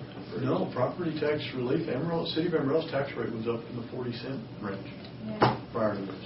Really? Okay. Very low 40s from. Okay, go ahead. If I get caught, I'll try and catch up. Okay. If you take everything that's represented by one of these bars is sales tax money collected by that city that's going to that city's general fund, Okay. regardless of the color of it. Gotcha. Okay, I got that. Okay? It's real money that was collected. Real money, and it really went From to sales somebody's tax. general fund from the sales tax. Then the line graph that has the numbers inserted on it, Barbed wire. the barbed wire graph. The barbed wire is the ad valorem tax rate. So as we had those discussions Thursday, I really got to, okay, we really think we're that much under. Are we really? That's what I would do. With the time, this is as close as I think we can get. We're looking at general fund budgets, but to make those mean anything, because of population differentials, we're going to have to normalize them to some, dollar per thousand population. And I don't know that that's going to tell the tale. You've been squeezing. What this means to me is you've been squeezing more than every nickel. That buffalo was squealing. I didn't realize how tight we were squeezed until we looked at it today. No, I really thought this would be District important. This system, is yeah, important. system. And it shows both together. Yeah. Okay, good. So appreciate that moment. We're going to keep playing with some of these metrics. We're starting to, I think we're inventing them, not finding them. Look at Waco for me for a minute, and Look use at- that as an example. Look at Waco. Okay, down here. Okay. So Waco gets as much sales tax as we do. Same sales tax Same rate. sales tax rate. Rate. Okay, rate, exactly, because they might have more people shopping. or whatever. Got it. But their property taxes are that much higher. Yes. Okay, so they might get more sales tax in because depending on 2.5 what's times happening. Yeah. Probably less, just based on population. But Okay. Isn't it somewhat true that the higher the property taxes, because you don't have as good a sales tax revenue in some cases? We've been fortunate to we're staying off the backs of homeowners because our sales tax has been so good. It could be. Some of that's just really the function of geography. Amarillo is a regional trade center. We don't worry about the town immediately across the Magic Line building a new mall. Yeah. Lubbock's a regional trade center. Midland, wake up. Now, you get up into the Grapevines, Irvings, Carrolltons, Frisco's, they fight over sales tax dollars. Because they're landlocked in there. Because they're landlocked, and they call it leakage is the term for it. But, Frisco 20 years ago spent all the money on all those brand new malls. Well, the next town over built them after they got 10 years old. So they're fighting over that. There's no more sales tax dollars in that economy other than population growth. It's just who gets it this year. A lot of what I think you will see, and I don't want to build this too complicated, but you're going to see there's a serious debt component that's included in most of these tax rates. If you'll recall, I'm going to 17 cents for one city. I'm going to give clean copies out today. But, yeah, something you already have, but It's new here. Yeah, I got it. I've been sitting down trying to go through mine. Debt that comes, let's say back. Yeah, your debt, your general fund. Michelle, I've lost it. What do you want? It might not have made the cut. It didn't make the cut. I've got my We've got the 3 tax ones. Or This is a one new one. I need the, tax with the debt. tax supported debt. Story of my life. I make everything perfect over and over again. So I think a significant part of some of these tax rates are going to be, there's going to be a big debt component. Your debt component's a little over 2 cents in Amarillo. Okay? Well, she's getting that other sheet because I think it'll show it. When you hand these out. Is that debt component, when you say 2 cents, is that only related to the general obligation or the $30 million in bonds for general obligation. Is that what that 2 cents? It's tax supported It's general not obligation. things like water for water. Correct. No, that's just the. Correct. Just tax the money. part that has to do It's with just the debt for which you're writing a check out of your property tax account. property tax account. Okay, thank you. Okay. Let me kind of send these I've got around. another question about this. Oh, yes, ma'am. How many of these cities have senior tax rates? All of them. Everybody that's dealt with that has passed. It was only the smaller towns that substantially didn't end up adopting the previous cities. Tell me more? Yeah. Other side. Greedy. George, your thing.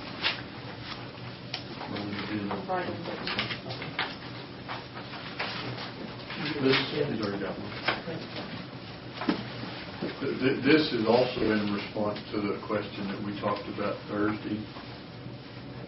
We graphed it this time. If you take the first one, the pie chart, Potter County, the total tax rate's $2.32 in decimals. Okay? The city's portion of that's 14%. And then you can see if 13.76. we're trying to get you out of too many decimals. So we've broken that out so that you can see that. Look at Amon College or something. Turn the page and look at Randall. Now, interestingly enough, right before we started today, Randall County Commissioners Court voted to raise their tax rate by 0.8 cents. So this is wrong now. But it was increase than you did. Yeah, I think it's right at a penny. So anyway, that's just another way of looking at that. Now we've got Randall County to show you. Again, the takeaway from that's just simply not that anybody disagrees with the fact that property taxes can get expensive, but the portion of such being collected that ends up going to the city for our operations is pretty minor Not the top number. piece. The other charts, we just put your proposed tax rate, your penny plus, your 2 penny plus into that same chart that we'll see now for the rest of this progress. Well, and that assumes that none of these other cities raise their taxes. That's right. That is correct, because we're using the last year's tax rate. And I was going to say, I was reading the newspaper for Lubbock the other day, and they quoted Lubbock's general fund budget as being $641 million. I'm thinking, the entire city of Amarillo budget's $2 million. So I don't know if that included LPL being added. I don't know. Point being, we're trying to go back to sources that we can prove up. Apples to apples. Well, in that city, what do they have to service their debt? 17 cents? Well, they're servicing about $250. 10 times ours? Probably, of course, it depends all on what they did. Did they run that out 30 years? Some of the bonds that I know they have, by law, they could do it 40. I don't know if they did. But, again, I don't know that this totally answers all the questions, but I think going back to the one with the barbed wire on it, to me, this helps reinforce what I thought where we were, relatively speaking. That's important to me because we've talked about a possible increase to health, police, and other city needs. Commissioner Eads importantly had a lady when we had that discussion pretty quickly. I think we need to do that. We certainly didn't include anything. They didn't have to their fair share. Yeah, we didn't.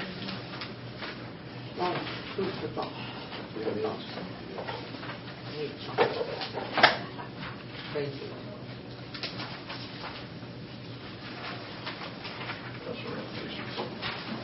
Okay. Any questions just on these metrics? And we haven't actually gotten into the conversation. Any of the metrics that were handed around? This is great. I I don't understand the water thing. Which water thing? Residential 10,000 gallon water use 2013.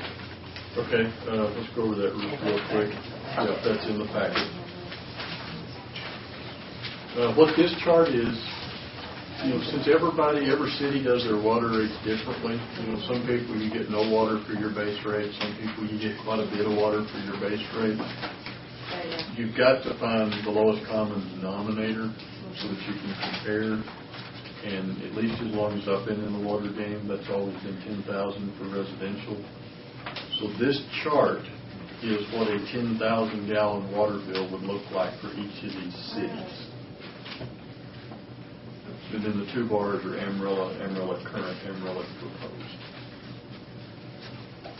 And then those same metrics, Commissioner, carry over into commercial. We can actually do this. You could do a residential 50.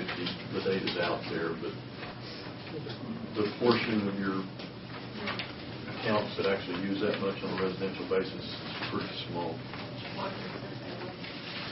Water is expensive and love it. But what's interesting, if you flip back in there until you get to wastewater, look at how inexpensive, relatively speaking, Lovett's wastewater is. It just really hits the median, where their water rates are kind of what's pulling the lines up with them. Historically, Amarillo, as you adjust one rate, you've adjusted the other, so they haven't really gotten very far away from each other. Wastewater is a direct function of the water you said, so. Is it common for cities? Is it common for cities to push most of their water rates to commercial? Depends. That's a somewhat philosophical decision that can be made, yes. And you're out there asking people to support economic development. Interesting. Well, you take a water conservation program to its extreme and really make it work. There are two examples of that in the state that I'm familiar with. What eventually happens, and it takes a while to get there, the water system's like anything else. There's a fixed cost associated with having so many feet of pipe and so many valves and pumps and motors and people. And that fixed cost is constant, whether your house used 5,000 gallons this much or 50. Well, when you're making the difference on consumption, which is what we do, which is what I think is proper, you use it, you pay for it. When consumption comes down in a dramatic fashion all across the board, those fixed costs didn't come down. So now you eventually have to increase your base charges for the folks that aren't using the water to help you cover those fixed costs. It takes a long time to get there. We're nowhere near that, but that's the inevitable conclusion of some of those programs. Well, it sure gives you comfort that we're in a good position and that we've squeezed a lot out of a little. It does make it confirms what we suspect looking through the book for 2.5 days.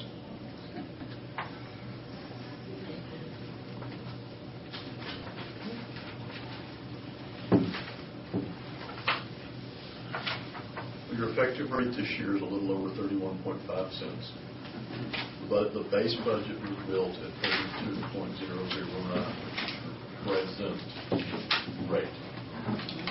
The discussions on Thursday ultimately led us to two additional considerations.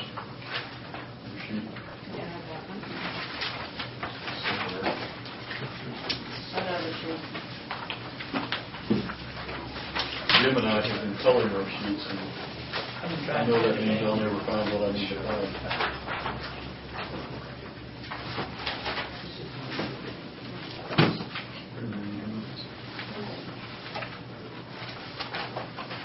I'm sorry. It has yellow. It has yellow. Yeah, I think it's quite a Which stack is it? It's the one we've got. Give them a chance. I know it. You got stacks for That stacks. probably wouldn't sit well with mother or father. Yeah. Do you need another copy? I might. He has it. Somewhere He in just my can't stack. find it. He was very organized when he was looking. I was very organized. You're getting a new one. Thank you. Okay, so what's the point here? Different Now that I tax got rates. the thing in. The point is, we're not done crunching numbers yet. Okay, let's keep moving. Okay. Killing trees, okay. Second column from the left, 2013, 2014 effective. This is what we went over when we started the budget. So there's your 31.521 cents. Move to the next column, 13-14 base budget. That was, as we began our discussions last Tuesday morning, 32,009, reflecting a 1.55% increase in the tax rate. Now, that's not the same thing as 1.55% more money. That all starts to wiggle, but that's the rate. The next column, 13-14 base plus 1.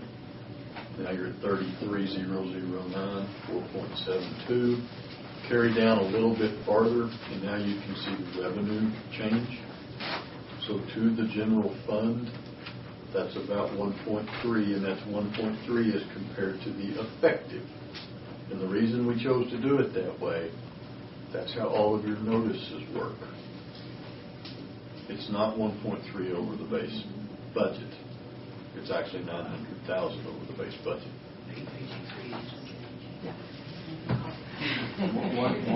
Round down. Always round down. I know, I'm very impressed. Just for 530. Yes, sir. I have my human calculator here. If we have any questions. I'm just going to sit next to Jim. He knows all. And spelling it. The farthest right column then is that same map based on 34,009. So that's a 7.89% increase in the rate. That's not the same thing as 7.89 against the rollback. This is apples to apples as much as you can make this calculation. And we reported 5%, so that's why you're reporting. To the rollback. You'll pick some version of one of these columns today, and Michelle will lift these numbers and drop them into the notice that will appear in the paper Thursday. We can pick anything from that point under. What is the rollback rate? You said it's not that. It's The rollback rate's actually just a little over 35 cents. It's 35.172 cents. And what percentage would that be? Well, it's 8% increase revenue, not 8% increase rate. So now you've got to start backing in and out your frozens and stuff like that. Yeah, my head split open in places. Well, we're safe either way. I mean, we're safe. Yeah, we're safe. We're not The rollback rate's going to be lower than this 7.8. Rollback rate's higher than that. Higher. But it doesn't. You're under. Trigger. You're under. Trigger. We're under. You're under. Yeah, we're under it. Okay, good. We're not the rollback. Yes, ma'am. You're a penny away from rollback. This discussion got started based on police and went further into other city needs. And I guess that's, Brian, you weren't in here. We sure wanted to have this discussion with you. We didn't include anything either. We threw out ideas. Obviously, we're putting out an idea that we published today, but we still have time to discuss it at least 2 more times, maybe 4, I guess. But I don't want us to, as Jim stated very well, if we have those needs, we don't want to just bypass them. We should be discussing them. Well, and there's others, as I pointed out last week. To me, this was one person's view. Most important, besides the police, I think we were all pretty much. Well, I'm going to say, I had no problem with the 1 penny increase to cover 10 additional officers, police officers, on top of the 3 that are already in the budget. But then I said, we have other responsibilities. Let's look at some of those. And I cited specifically that I thought that the increase that the staff had put in pay of 2.75% was too low. I suggested we consider at least a penny there of increase in tax rate, which would raise that from 2.75 to 3.75 of an increase. They didn't get. They did not get one in '09. And the managers didn't get one for 2 years. The employees didn't get Correct. one for one, the managers for 2 years. Then I even took it a step further, and this didn't seem to stick or to get much traction at all. And that is, sometime we're going to have to start considering the needs that we have in IT that we know are coming. I mean, that's already on the board. It's not here, but we know that we're going to have to, especially when it comes to communication devices. Well, that chart Oh, shows yeah. $1.6 million next year, and then for the next 4 or 5 years, an additional $1.6 million. But So there's if no we way get that's too far good. behind, we're never going to catch up. Well, it'd be like so many other areas that we get behind in and seem like we stay behind in. And then the other one was, and I was proposing that we consider a quarter to a half of a cent increase for those needs. And then here again, Michael Rice was stating to us, we took a huge step forward in last year's budget when we made the dedication of 2 cents. 2 years, 1 cent. 1 cent, excuse me. But it was 2 years ago, so. 2 years ago. We've had 2 years of that. Addressing the needs of our streets. And yet all we're doing is just kind of treading water. Well, we're getting ahead, but we're not, It's- we got several years left.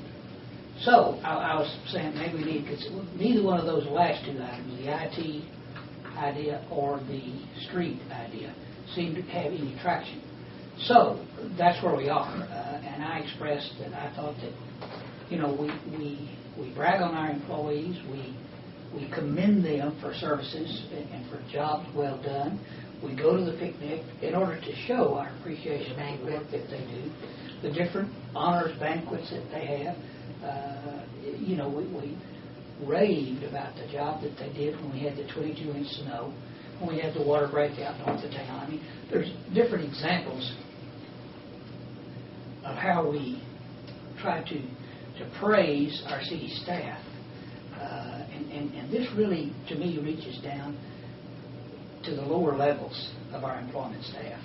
And that's why that was driving my desire to see us consider having an across-the-board increase based upon merit reviews of 3.75% instead of 2.75%. But that is obviously going to be up to the city manager and the manager's discretion within the ranks. Well, as they Just as it is, evaluate. we don't want to micromanage that. No. We just want to No, but provide they'll- the ability.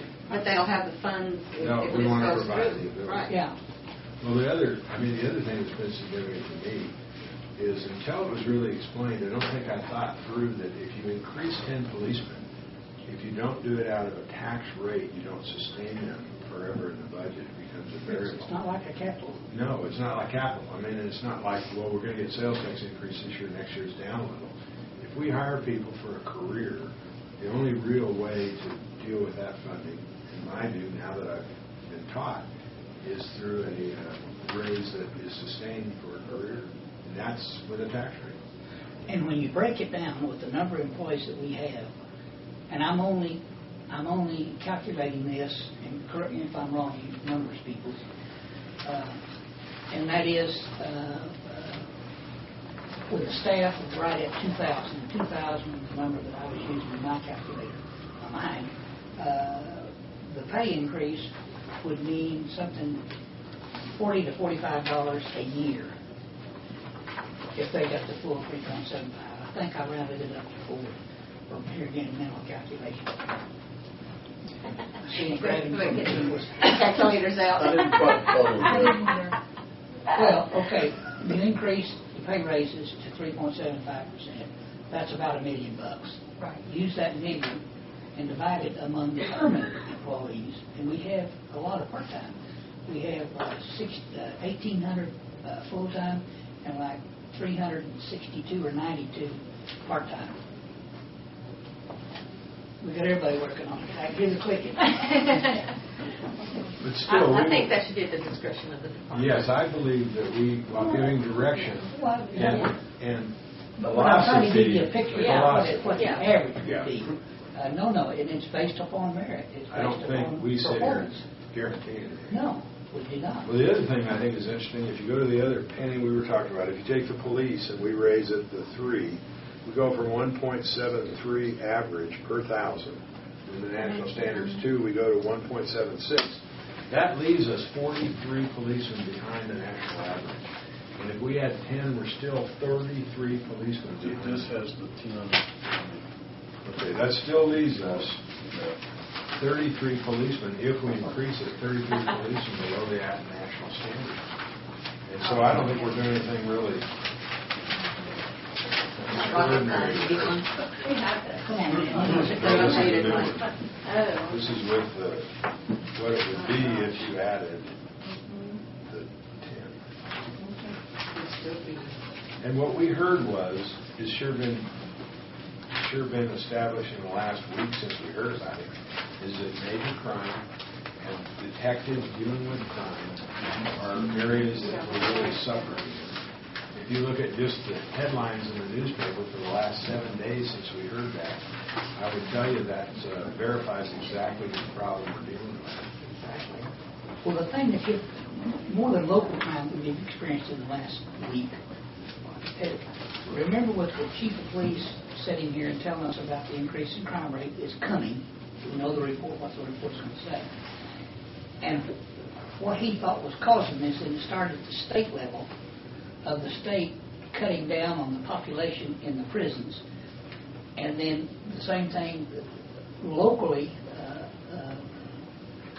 district attorneys not prosecuting, but making deals and turning people loose.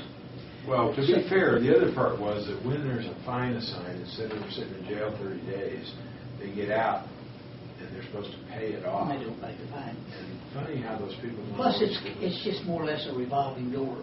And we're facing the brunt of that at the local level. Then just this week, our Attorney General says we're gonna turn these people out of the prisons.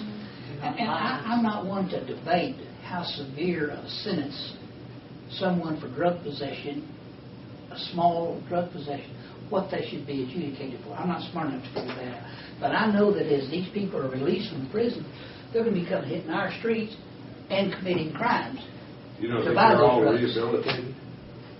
To be sure. We've never had a system that will. So, I mean, I think the problem is exacerbated just this week. Not just the crimes that have been committed, but what's coming down the road. So, well, I'm going to ask that we suggest 2 cents. We'll start a discussion, but we certainly can carry it from there. We don't have to conclude anything today, but it sets the high mark that we can come below. We can always go back down. We can't go up. Can't go up. I think maximum there's tax rate will be 34.34009 under that suggestion. And that, Is this requiring that leaves us a list of needs that is enormous. Still. Because if you just look at the IT expenditure coming up, if we don't deal with this now, how in the world for the next 5 years are we going to deal with that 1.6 we're going to come up with to update IT every year on top of all these things we just discussed? If we don't start facing the music now, we don't realize this is significant. When we look at this chart and we see us so far below everybody else, that starts to have a negative impact on our ability to run the city. Well, Mr. Barry, you suggest we increase taxes by 2.5 cents? Nope, I'm saying 2. Okay. Marcus, Checking your water. how would you word that? We propose as high as, or as much as, Maximum. a maximum rate? Can I ask a couple of questions here? A maximum proposed rate. Okay. You're figuring in the attrition rate of the police department about 3. Yeah, attrition's going to be closer to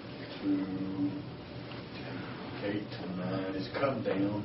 We were averaging more than 1 a month. Talking about for retirement? Yes. We were averaging slightly more than 1 a month, and it's back to 8, 9.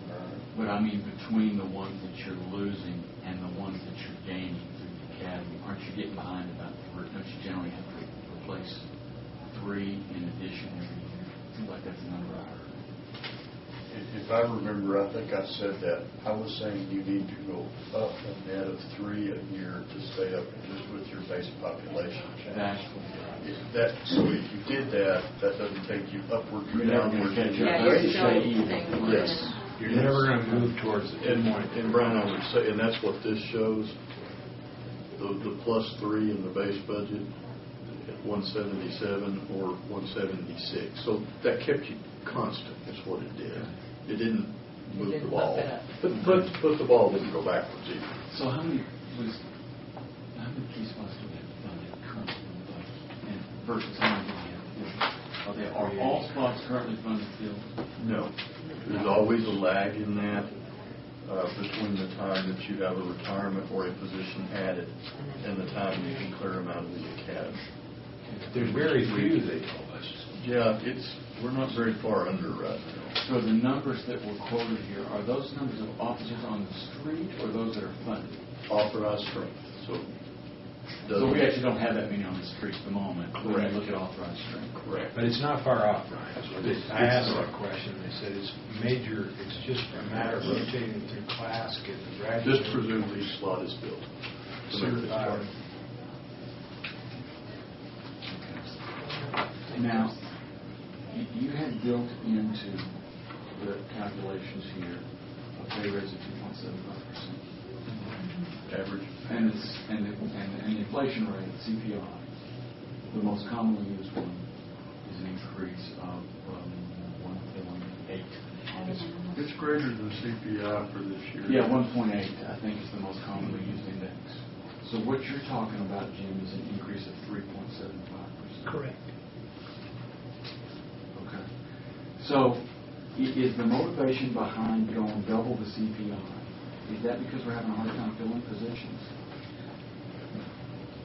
Well, now, remember, I'm talking about our employment force across the board, not just police officers. No, I'm into the generalized Yeah, across the board rate. and here again, at least I interpreted some of the things that I was hearing, that yes, we're not that competitive. And sometimes, especially if you get into the minimum wage people, and I don't know what percentage of our employment force is Significant. I would think it would be here again because of the duties or the work that I know that we do and where the numbers are. We talked about specifically about mechanics. We talked about entry level of firemen and police in other cities. We talked about mechanics. And we certainly are talking about the lowest level, for instance, the bus drivers. Okay. So then why, I'm just trying to understand your point. Why are we talking about across the board when what the focus really needs to be is on the lower 2 or 3 tiers on the pay scale? Well, I don't know that's going to be left up to the department heads as to where they concentrate the raise increases based upon what am I trying to say? Merit and doing the reviews. That's still not the right word. No, that's correct. We established that midpoint, that average number. And then based upon the rated performance of those employees, they get a little more or a little less. Now, all candor, that's not how it works in police and fire. Those are not merit-based increases in police and fire. That is across the board, and it applies to all of the steps. Sure. State law establishes their steps. So, but I think every patrol grade X years gets the same thing. Okay, but advancement, really, you don't automatically after a certain number of years get an advance, right? Aren't there some merit-based advances? They're all based on time. They're all based on time and testing as far as promotions. And that carries up through the PD, that carries through the captains. So your 2 colonels and your chief are the merit-based promotions. In fire, everybody up through district chief is test-based, and one of the 2 assistant chiefs is selected on a test base. So fire, you've got 1 assistant and 1 chief that's merit-based. So you basically can't pass the test. Or choose just not to take the test. In that case, they hit the top of their step in whatever grade they're in, and they don't vote from that point. I don't want to present something, though, that we're tying anybody's hands as far as departments or your hands, that we're allowing because we see a need. But that is at the discretion of you. Once we give you the funding, you guys decide, not us, how that's disseminated through the ranks and where and how you do merit or what you do with it. Retention. Anything. Because the things we've heard over time, we can't answer. We've heard CDL people getting their CDL on our nickel leaving. We've heard all sorts of stories about employees that we don't understand the day-to-day. We don't need to. But I think Jim's philosophy about this is well meant. When I stopped and tried to figure it out last week, Brian, the first question I asked is how long was it that they skipped a year? And the employees, every one of them skipped 09. And the managers skipped 09 and 10 for no raise. So that was kind of how I figured CPI. And I understand. And I understand that people always talk about individuals on fixed income. But, a lot of people are on fixed incomes. A lot of people in this city are on fixed incomes, and they don't get pay increases every year. Sure. I know some employees personally haven't been paid raises in 4 years. Yeah. And so, it's not just people over age 65. It's a lot of people on fixed incomes. So, let me go back to where I was going before. What percentage of the jobs like at entry level remain unfilled because of, you think, inability to recruit due to pay constraints? The most basic entry level, Don't know. I can give it to you a number of positions pretty We can look quickly, at but it as a when we percentage, I don't know that I can. Our What lowest- what you're talking about, your $9 an hour utility worker? Sure, part. Is the turnover high, and does it matter that the turnover's high? I mean, are you investing a lot in training and then? You don't put as much time and expense into the training at those lower levels. Where your time and expense is in training is drivers, police, and fire. Well, that's your major expense. And then how big of a deal the market competition is? How many people are signing on for employees? And I don't think that this is so empirical, other than we've tried to watch it closely for 9 years as we adjust rates here and there. I haven't yet seen that we've moved anything to where the money changed the empirical turnover. And a lot of it's because you are competing, even down to those lower levels, with industry that's hot today that we can't match. But you'll see a lot of those folks come back. That's pretty true. Our lowest turnover rates ever were 09 and 10. There weren't jobs out there. There are now. So people are like, there's a lot of intangibles in the city that I didn't consider. Stuff like, I know healthcare plans. The city has a pretty high deductible, but not unlike other employers. But what the city has is a city care clinic where 90% of people can get their care all year long without ever having to delve into their deductible. I just having watched patterns in my office, most people need routine things you can get at city care clinic. Not many people need stuff like that. So, you figure in a high deductible plan, which is currently at, what do you say, 800, but access city care clinic, that's a huge benefit. And we never have carved out exactly the cost of the city care clinic. It's in the healthcare budget, right? It's got a standalone budget. It's got a standalone budget, so you can calculate that. And so that's a huge, valuable benefit to people, that where they're not out-of-pocket money that any other employee in the city who doesn't have insurance or has a $800 or $1,000 deductible, they're out of pocket that money. And so that's a huge benefit. Without going into the details, the retirement plan in the city is incredible. I would challenge anybody to tell me anybody in the private sector has retirement plan. And I understand that lower level, first level, second level, third level employees, they don't appreciate that at their place they are in life. That's why it would interest me more to focus. If we're going to focus and really want to help people, why aren't we helping people on the lower levels rather than doing something like that across the board? And that's my concern, is because a lot of people getting this twice CPI pay raise do appreciate and understand having the retirement plan, which I bet the best retirement plan in the whole city. And so that's another issue that concerns me in taking this proposal to people in the city of Amarillo who are on very think that we've, not even mentioned the post-employment benefits and what the retirees get. But I really worry about the people in the city and the fact that they're not having increases.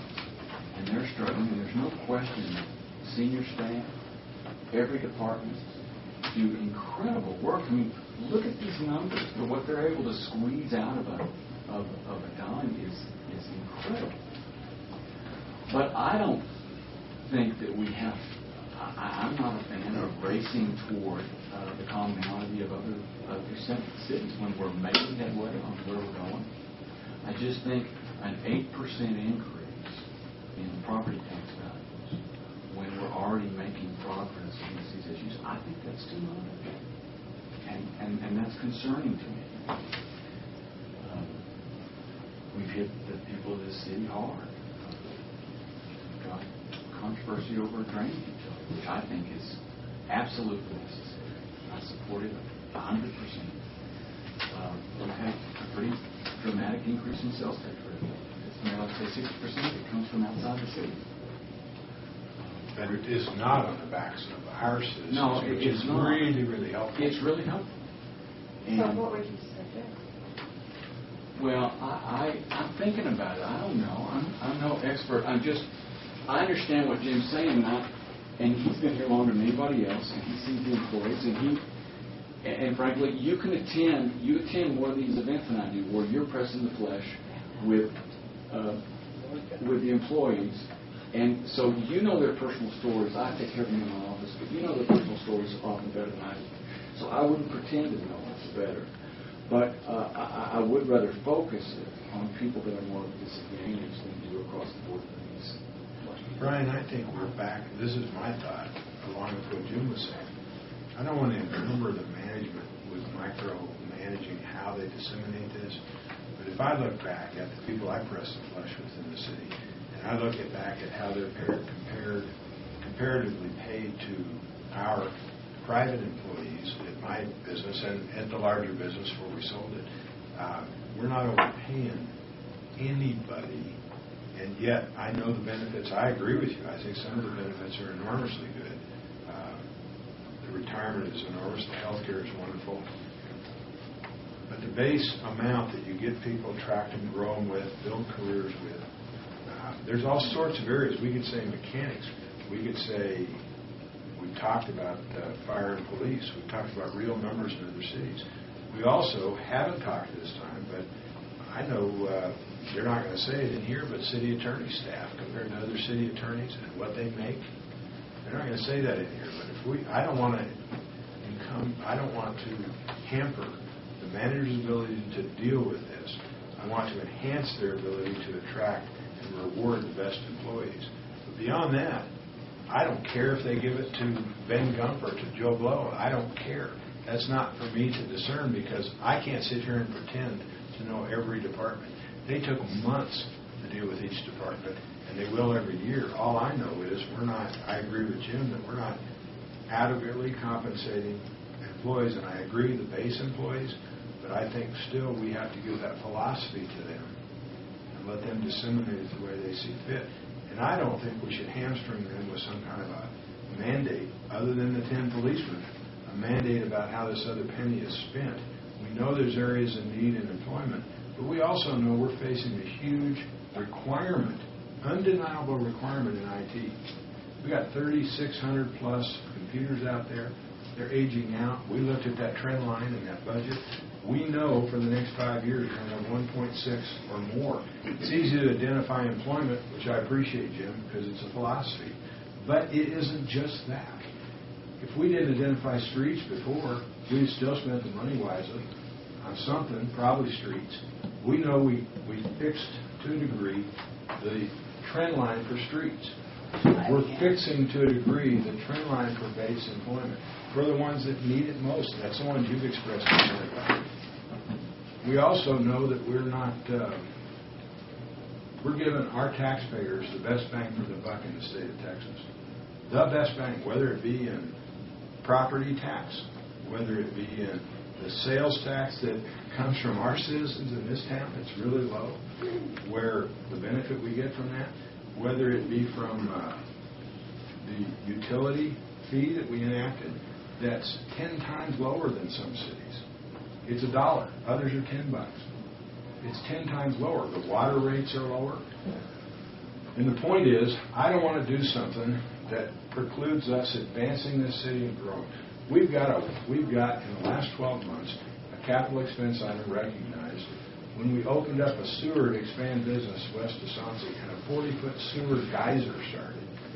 And we have to deal with that and get a 32-inch line now about 4 miles south.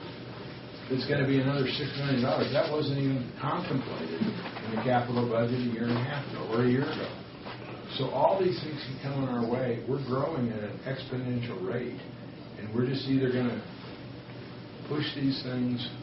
We haven't done that, but we are not overtaxing anybody any way, shape, or form. Well, and here again, I'm trying to view this. I feel like at least my responsibility or our responsibility individually is to view this from 20,000 feet, however you want to put it. Amarillo's property taxes have increased 4 cents in the last 20 years. 4 cents. That's not per cents, that's cents. We're proposing 2, what we're considering is 2. We're a major employer in the city with 1,800 full-time employees and another 3 and some change part-time employees. But the 18 alone would qualify us as a major employer. I have no idea, don't really need to know what other major employers are doing with their pay scales. But I think that we're living in a time, we're blessed to be living in a time when it can be done.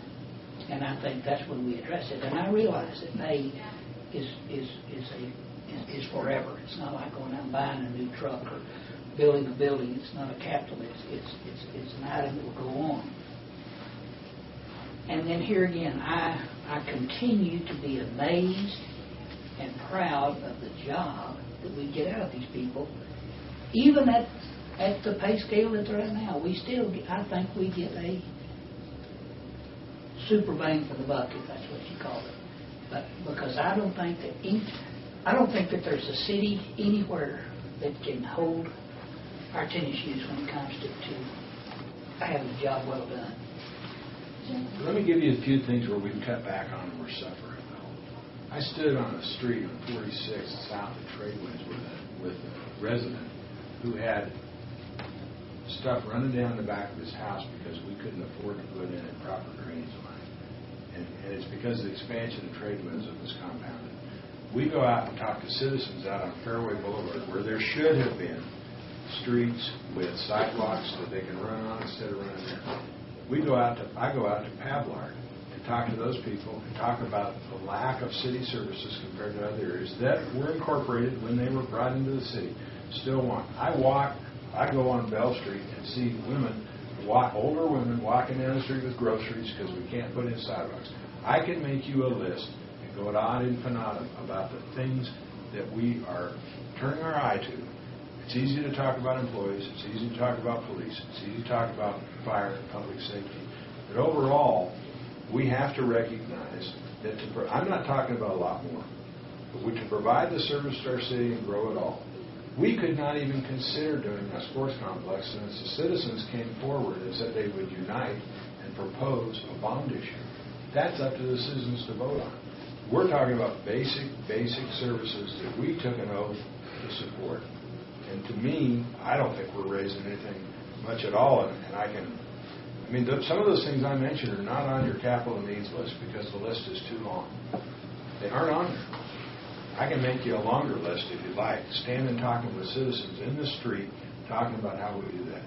I'm not sure, I think there's an opportunity to get rid of doing the rock, to refurbish the streets. Go to this microproject. I don't know what the cost is. You go around the city and look at it. I can take any quadrant of the city and talk to you about standing in the middle of the street with citizens that are begging us for something proper. You can't afford the engineering study to deal with the lake at T. Anchor in a proper way. There's... Several years ago, before I was on the commission, didn't the commission give a base rate increase to like beginning employees? What was that? Do you remember that? We did. Now, was that a commission decision or a management decision? We proposed it in the budget. Management asked for it. I was on the commission then. Yep. Management asked for it, and we supported it because they painted this picture of then, Brian, some of the questions you asked is how much are we going to turn over, how much we're dealing with it. And it's hard to stop that completely, but we stemmed some of it. You know, one other, I think it was you, Jim, or you, Mayor, who said that you've got the mile-high view. And we, from a philosophical, I don't need to dominate this conversation. No, One of the you weren't here last week. mile-high views is that we have got plans for an athletic complex. And we've got plans, all of us, I think, have a unanimity in purpose in wanting to do something with the Menlo Civic Center. You know, Both things will be voted on by citizens. That's right. And the other issue I'm a little concerned about is, as we look forward from a mile-high view, is creating an environment that makes people uncomfortable with voting for things that they would otherwise vote for. And that's a huge concern, that we create a reaction formation in 1 year, 3 years. When they look at, you said we had a 4% increase in 20 years. Well, we're looking now at 4% increase since I've been on the commission, if this goes through.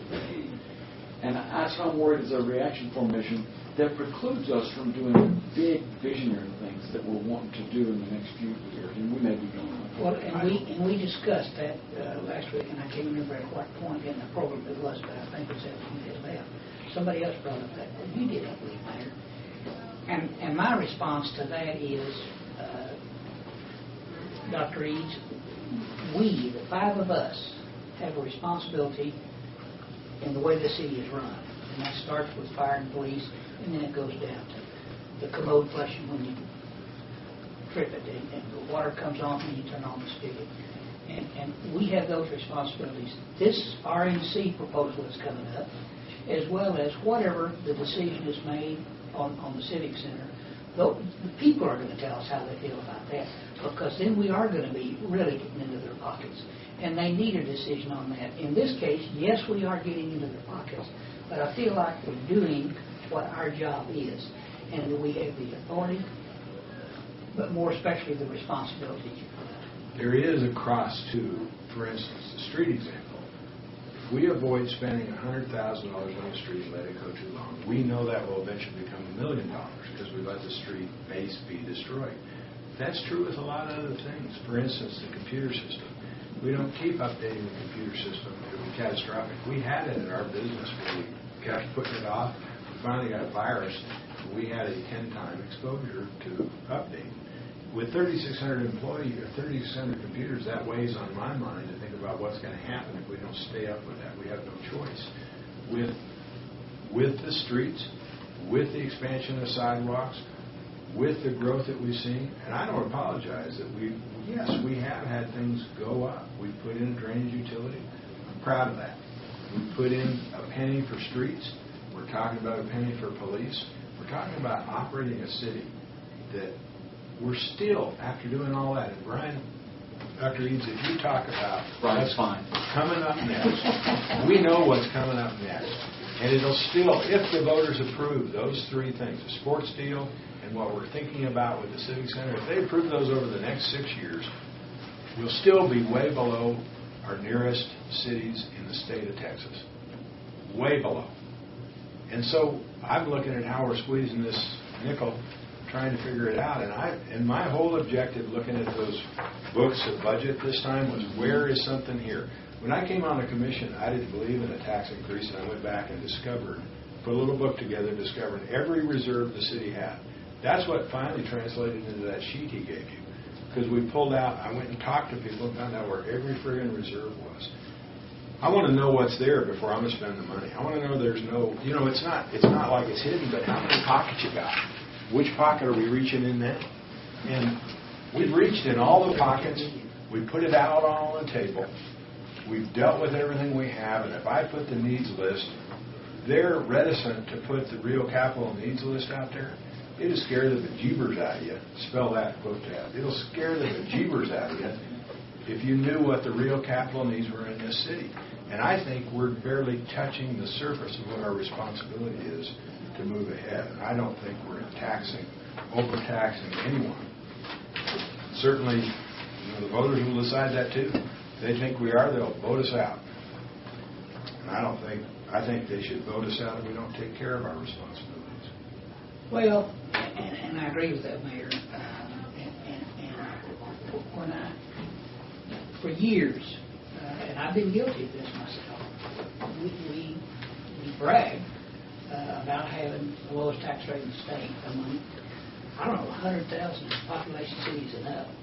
Well, big deal. We still will. We still, that's if we correct. do all this, we still will. The next highest above us, if we're 34.34009, will be 43 and some change. If you really like that brag, you can still do it. After all this is finished, you can still do it. But I would rather have the best city among all of these, the best run, the best performance with the best personnel, and the best, morale, because we're attempting to take care of them. If you don't spend enough, and I'd like to hear clarification from the experts, from what I heard at the meetings with Standard & Poor's and Moody's, if you don't have a proper debt structure, if you don't take care of the future needs of your city, you risk your bond rating as well as if you overdo something. You have to have a balance. And I think if we look at our budget, we find a better, more qualified, balanced budget than most cities in the whole United States. Verified by the actual number, there's only 5 cities in the state of Texas that have water and sewer bonds and general obligation bonds with a AAA rating. Out of 33,000 cities rated in the United States, 33,000, we're one of 28. 28. 2 digits. Well, we've got the lowest tax rate, the lowest water rates, the lowest drainage utility fee.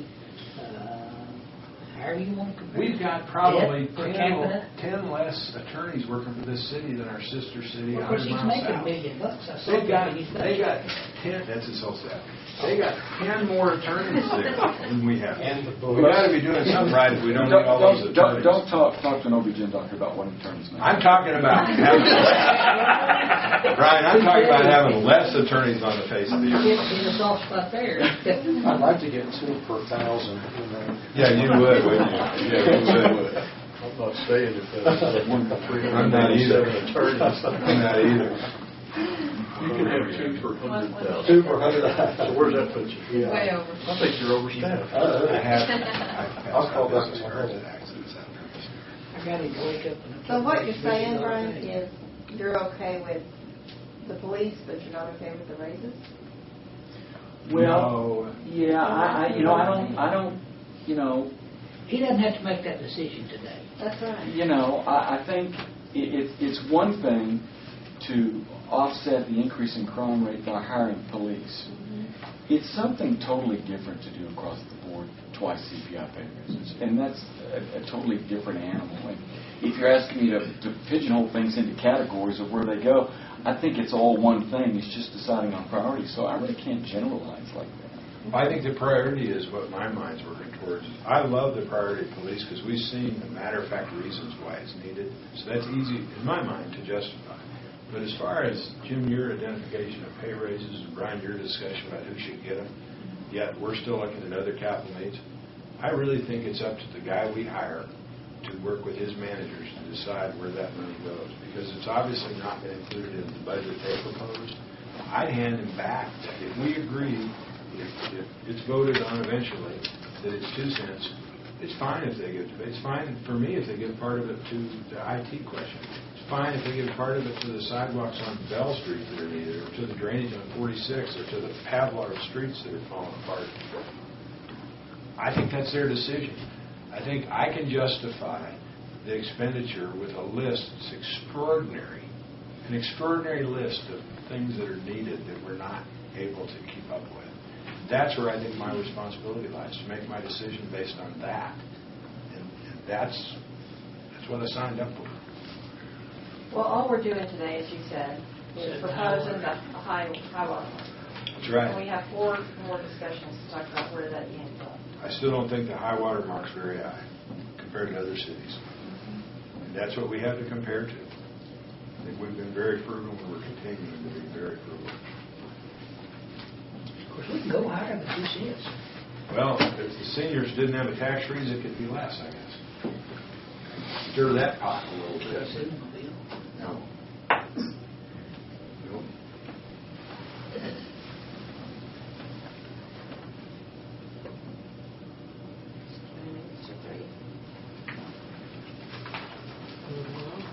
Okay, do we need to talk in here about what this, how are we going to set this tax rate when it comes out of the agenda?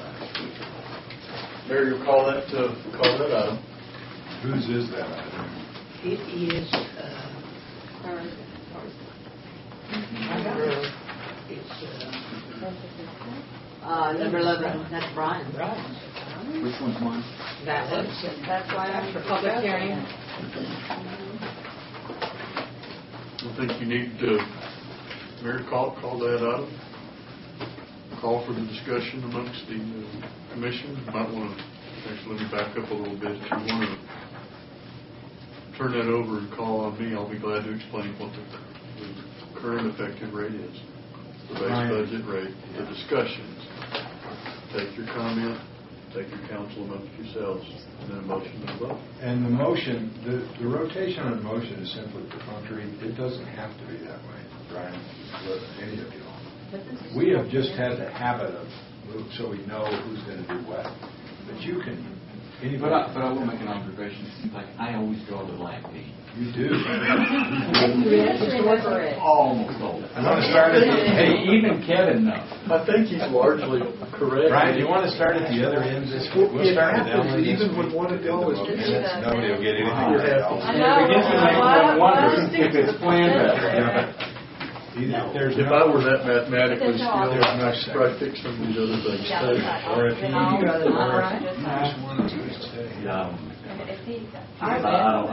You don't want So it's cool. Huh? Okay, you're in. I'll skip over. Okay, that's fine. Again, we're setting a top, we aren't setting. Okay, so this is Fine. going to be a We're having a great discussion. We've learned a lot through this budget process, an awful lot.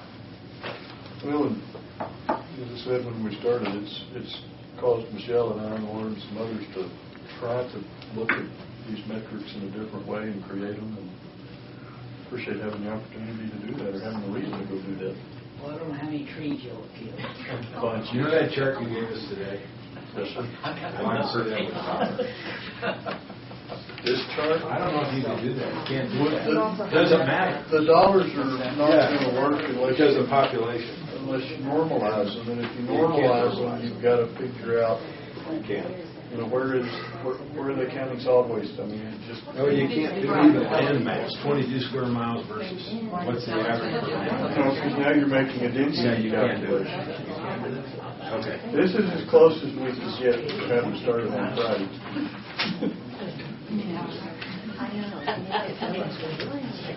Okay, we got to get this out of here. Okay, what we might do, folks have been here since a while ago. Let's take a quick break, come back in, go straight into a closed session real quick. We do have discussion of the Amarillo Hospital District budget. That was review only. We can carry that forward and review it next week and still be okay in our approval cycle. Okay. But I've got some stuff I really need to get to you. Other things, and not, y'all already have all these, since I know that George and Kevin are both really hunting some material that they'd love to cover the front page with. These are maps that have your Public Works Division projects and your Utility Division projects for the proposed budget on a single sheet. That's not 100% of the capital of the city, but that's the bulk of the capital money. Sure. We've got plenty. You have that. I thought we got a technical one. Yeah. We had a bunch of technical stuff. Yeah, it has little blurbs in there. Yeah, I know. We have And then, for, the mayor referenced the big summary sheets, resource and expenditure. Oh, you already got one? No, you didn't do that. Guys, that is in as much of a nutshell as you can crunch the entirety of the city budget. That's it. Okay, that's 5 funds on each sheet. It shows money where you start, money in, money out, money where you end. Okay? I really think this will be good enough for, I don't know, maybe 15 articles between now and the final adoption of the budget. Are we going to take a break?